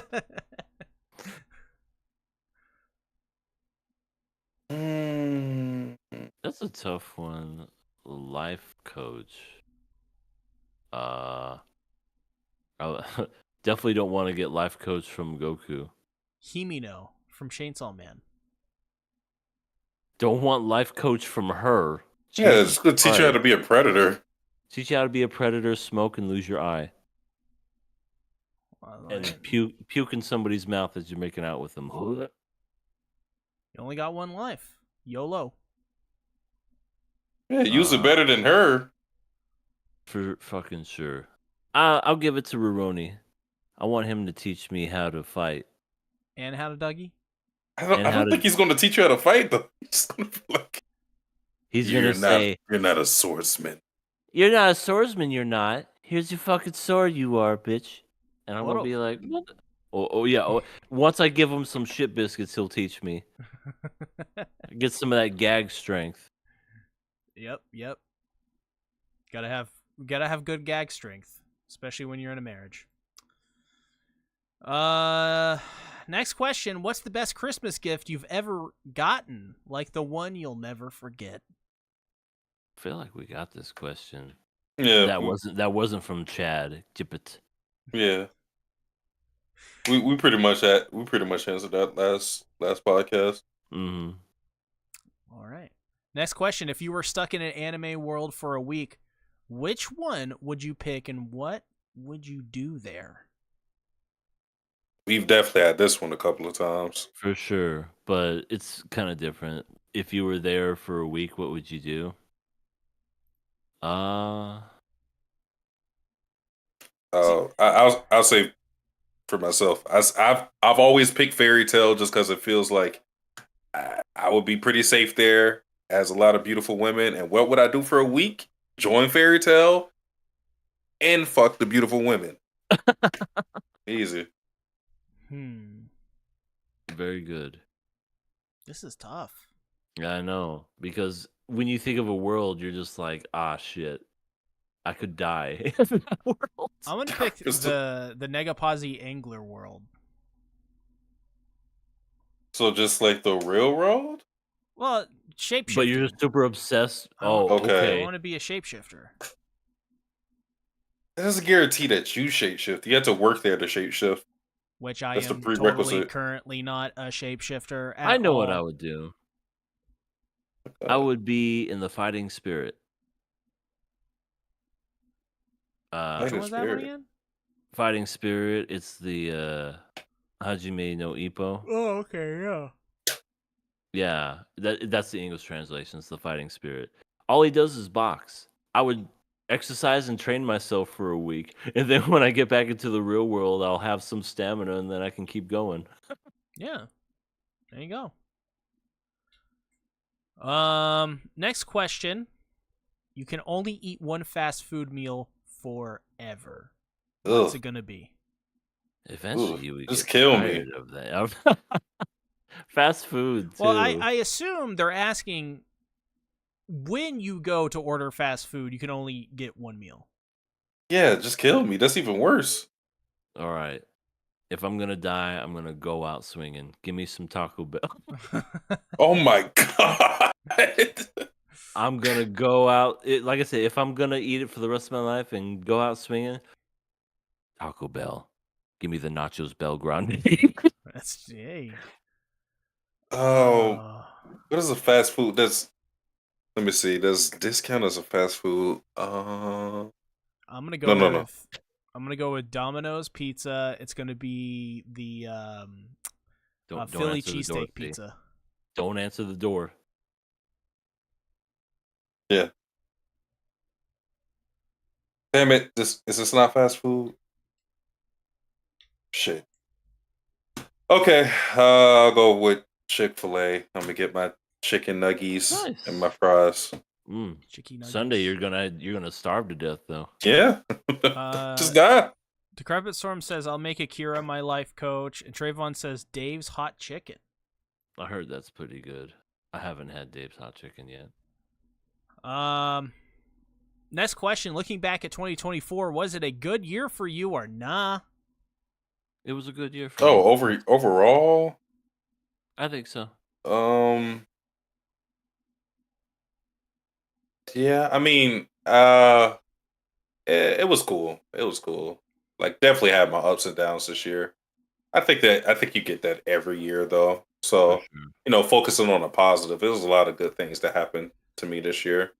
Yeah, I went to AEW Live, got to see Sting wrestle one of his final matches, which was fucking cool. I got to go to San Diego Comic-Con with my family. I'd never been to San Diego Comic-Con, so that was an amazing experience. I got to become the season MVP in dodgeball Hey. in the spring, and that was a cool feeling because here I thought I played like shit, and then all of a sudden, season MVP goes to Zach, and I was like, "Oh my god, it's me! I can't believe it." Went to the Renaissance Fair, and my son is in his senior year of school, and he's starting to pass all his classes, and everything's starting to click, and I'm just, as a father, proud of just how far he's come. I thought I was gonna have to take his ass and drag his ass across the finish line. You know what I mean? Just to get him to graduate, but he's doing it on his own now, and it's an amazing accomplishment to know that he's almost 18 and you've done so much. So for me, 2024 was a really good year for me. Sure, there were some parts where I wish I could take back, but just with life, there's always blemishes. Nothing's ever perfect, but I really thought this was a good year for me. Yeah, I would say it's a pretty good year for me too, honestly. Even with all the stuff surrounding with the world and what's about to happen and all that stuff. All that stuff is very depressing and was a big downer to the end of the year. But I did a lot of good stuff this year. I got a new guitar this year. I just got a new cat the other day. I also, I started multiple channels. Oh God, what else? I got on some antidepressant medication, which I didn't know I needed until I had it, and I was like, oh my God, where have you been my entire life? So yeah, that's a good year. Did you get 100,000 this year? I think that was last year, like the very end of last year. That was also where you got your first million views. Yeah, I think that video is at like nearly 2.5 million now. Wow. Crazy. Congrats. Next question. What's the most underrated fast food item that more people need to try? Ugh. Underrated fast food item. I'm going to say it. Ooh. Philly cheesesteak pizza from Domino's. I'm gonna say water. That is underrated for fast food.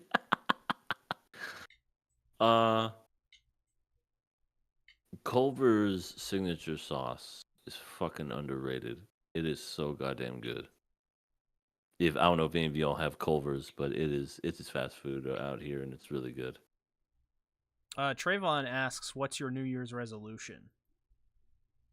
That's a good one. Fuck bitches, get paid, do drugs.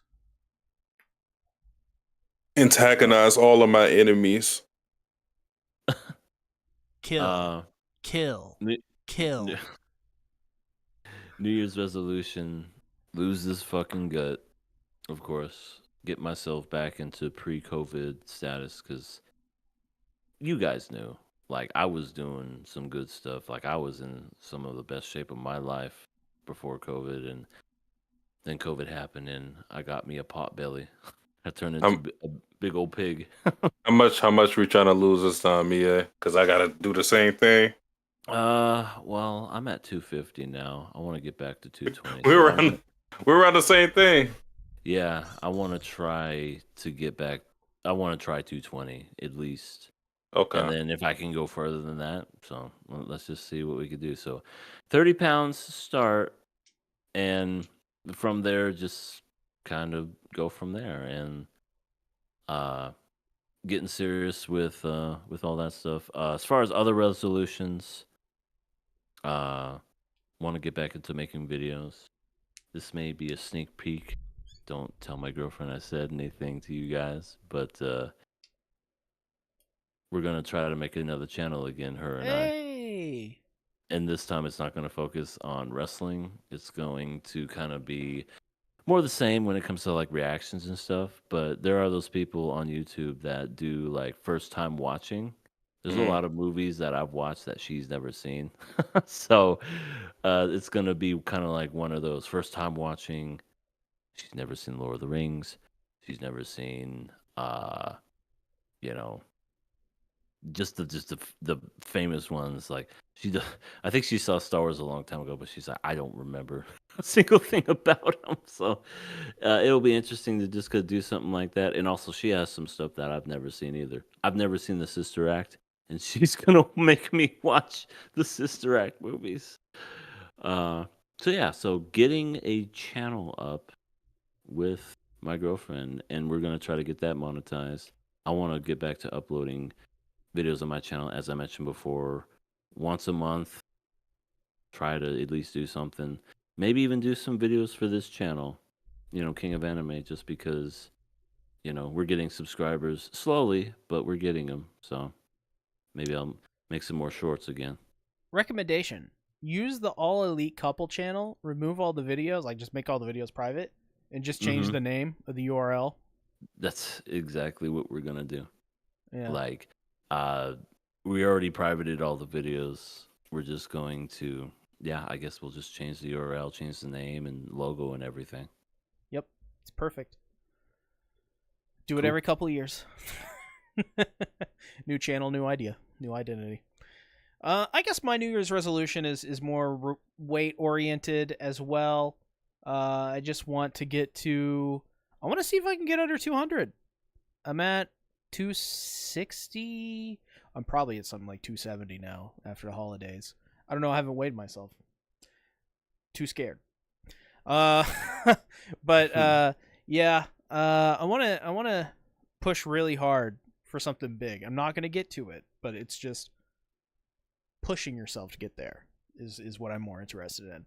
The one thing I'm actually interested in accomplishing though is learning more music theory stuff. When it comes to playing music and of any kind, of any instrument, I don't know anything about it. I've been playing guitar for over 15 years. I went to school for jazz. I didn't know. I didn't learn fucking shit. Well, I learned the pentatonic scale. So there you go. But yeah, I don't know anything about triads or anything like that. I don't know the basic foundation of harmony at all. So there you go. Next question. Imagine your two favorite anime worlds crossed over. Which characters do you want to see meet and what chaos would happen? Two favorite anime worlds? I don't know about favorite worlds, but I thought this was kind of an interesting. We definitely talked about this before, but I think it would be interesting just to see Goku and Homelander kind of like duke it out, and just Goku would win, not but- even. Well, what I'm saying is he wouldn't even turn Super Saiyan, and you know how Homelander is. He's just you're gonna and Goku. Hey, are you all right? Yeah, he's all childlike and just very much the opposite. I think that would be hilarious if somebody Oh man, I didn't mean to hit you that hard. Right. He's like, I'm the strongest in my world. Oh, really? I want to fight you. And he's just like, Let's do this. and you know, Homeland's like, take your best shot. He's like, okay. Just fucking hits him as hard as he can. He goes, Q, through a bunch of rocks. Oh my God, are you okay? Whoa. That would be funny. Mine would be pretty fucking awesome. And EA wouldn't get it, but Satsuki probably would get it more, and I would get it the most. Chainsaw Man and Attack on Titan. Holy crap. That would be awesome. That sounds what? It'd be fucking awesome. Denji fighting Titan. For who? For women. For women. And he's Not even then. And he's like, hey, you Eldian, I'll teach you a lesson. You dirty Eldian. Now Denji's just racist. I want to say that no, would be something Annie Power is. would do. Oh. Annie would do that. See, it all fits. It all fits. It all works. I just see Kobeni just riding up and down a Titan, just being so fucking terrified the whole time. Just Kobeni would die from the shock, the sheer shock of being in another There are world. giant people walking around naked. Ah! I know what you are. It'd be great. It'd be awesome. Digi cutting down Titans with chainsaws because he's so pissed that off. part would be cool. And That'd be sweet. and devils have to eat human flesh to regenerate, right? Or well, I guess it's blood, right? So that's something to think about. Hanji would fit right in with everyone in Chainsaw Man. She'd look at old Himino and be like, "What happened to your eye?" "I ripped it out since summoned it up for a god." "You?" "I was fighting Titans." "Oh, cool. Oh, Want to man. barf in each other's mouths?" "Okay." Makima would probably be in the Gross position She would somehow Oh my- get her way to the top. Fucking Pepper Storm says Makima would tame titans. Yeah. He would tame she would tame some of those titans. She'd look right in Zeke's eyes and go, "Put down the ball." She would probably manipulate Zeke pretty easily. Oh, for sure. She would ride Peak.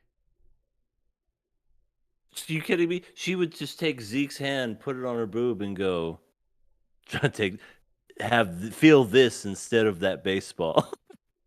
I'll take care of you like your daddy never did." God. Mikasa and Levi and Kishibe would face off in a Who's More Badass challenge. I don't know who would win that, but someone may. I don't know. Oh wow. Trayvon said Watamote and Komi-san. That would be so fucking interesting. Just all the characters all in one. Especially Watamote characters. I mean, they're pretty wacky. But if it was just like Komi-san and Tomoko interacting, Tomoko would just like grill Komi. Yeah. I would like to see Yoshida try to talk with a couple of those who they couldn't consider badasses, and she just goes, "You making fun of me?" Talking shit about Mousy. Oh, fucking mousy. Oh, that's some of the best. They're like, "I fucking hate this. Why do I have to be here?" She socks her right in Die. the face. Die. Anna's her like best friend. Breast friend?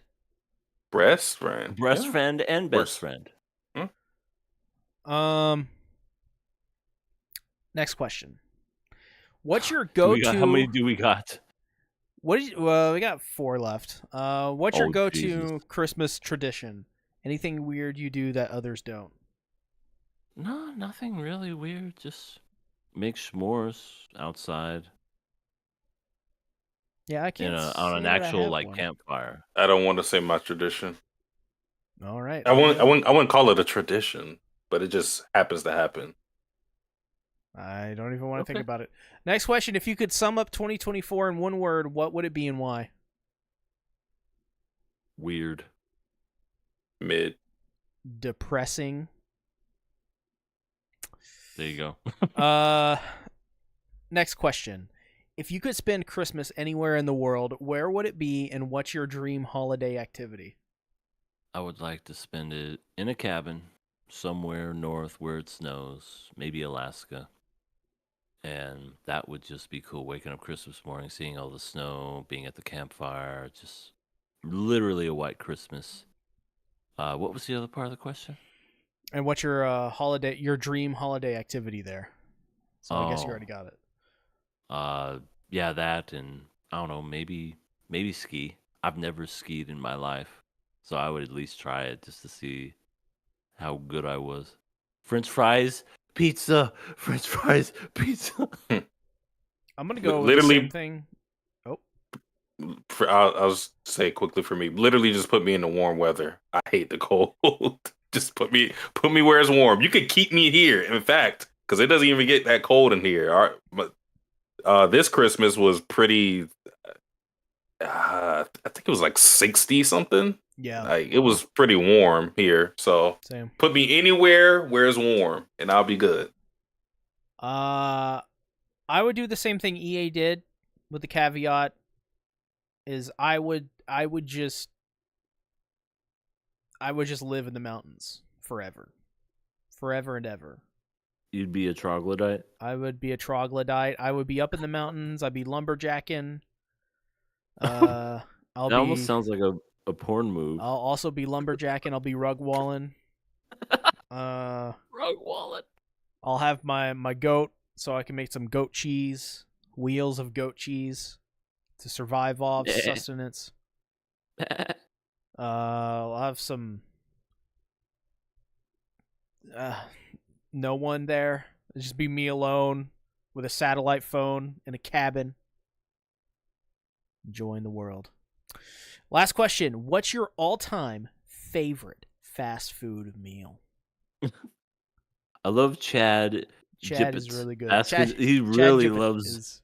He loves fast food. He's a real big fan of KOA because he's asking all the KOA questions we've gotten before. So, what did he say? Favorite fast food of all time? Yeah. Favorite I don't fast really food have one. meal? Oh, meal. I'm gonna just say the same thing I said the last time. Filet. Same Chicken nuggets. same Yep. thing here. Philly cheesesteak pizza from Domino's. Taco ass blaster. There you go. Ass EA, blaster? you have to tell us. Do I? You have to tell us. Where Do can I? they find you? Hello, all you fine people looking at my face at this very moment. It's your old pal, Everything Animated. We made it. Another year. Can you believe it? In a couple days, it's going to be fucking 2025. I don't like that number. Stop saying it. Well, you're going to have to get used to it for a year. So, it's going to be that year. It's crazy to even think. We've been doing this little KOA experiment for 6 years. And I love every minute of it. I look forward to Mondays. It's super fun. This is super chill with the two best guys I know in the whole wide world. This is great. Yeah, And, Satsuki and John. John don't get paid. It's you, C, and Satsuki. UC and Satsuki? Who's that? I hate this guy already. Yeah, I'm done with them. So yes, my channel, Everything Animated, gonna try to do the whole video thing. Gonna be putting out some content on that channel. Gonna be putting out content on KOA. Gonna be putting out content on the future channel with my girlfriend. Don't know what it's gonna be called yet, but I'm sure we'll come up with something. I'll probably have links for all that stuff. Speaking of links, we have a King of Anime Blue Sky. So there you go. If you're brand new, go ahead and subscribe to that. We also have a Patreon for all kind of content that you don't get on this regular YouTube's. You get exclusively through Patreon. Only one stinking dollar. $1, you get to talk about Watamote. You get to talk about Pokemon. You get to talk about video games, porn, Madoka Magica Rebellion, and Drunken Podcast. That porn one was a joke, by the way. We don't get to talk about that. Maybe in the future. Maybe it'll be something. Who knows? But yeah, check me out on all those locations. I still, on Twitch, have a game I need to complete. I guess that's another resolution I need to do. Finish your fucking games. So I'm gonna try to finish up Danganronpa and finally get that completed. So check me out there too. It's me. It's your boy Sasuke the Savage. End of the year. Had a good time on the podcast. Had a good time with the shows that we ended up picking. I'm hoping that next year, not only do we watch shows, but we choose shows a little better because I feel like we've gotten better and better over the course of this podcast. I mean, you contrast this season, this fall season to the first fall season we had. It's night and day. So yeah, I think we're slowly getting better with stuff like that, and just with the structure of things too. We always use the year to kind of reflect on things, and we definitely have some things to reflect on, and hoping that everybody comes 2025 a little better than they were 2024, and that's all you can really hope for. Channels.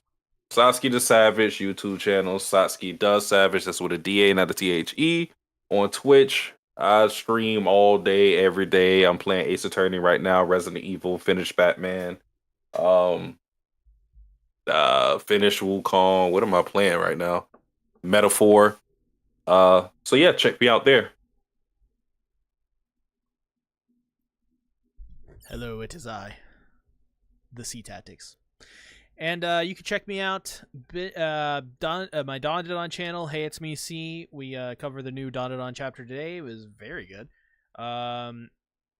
Tomorrow is the final Chainsaw Man chapter of the year. That's over on my Bento channel. You can check that out. You tell me Bento. You can also check me out over on Vegapunk Labs, where we talk about the new chapters of One Piece every week. Hell yeah, son. Also, you can find me here on KOA, and probably something else here soon, because I have a death wish. Thanks, everybody, for watching. We'll see you all next week. Bye-bye. Jenny? Later.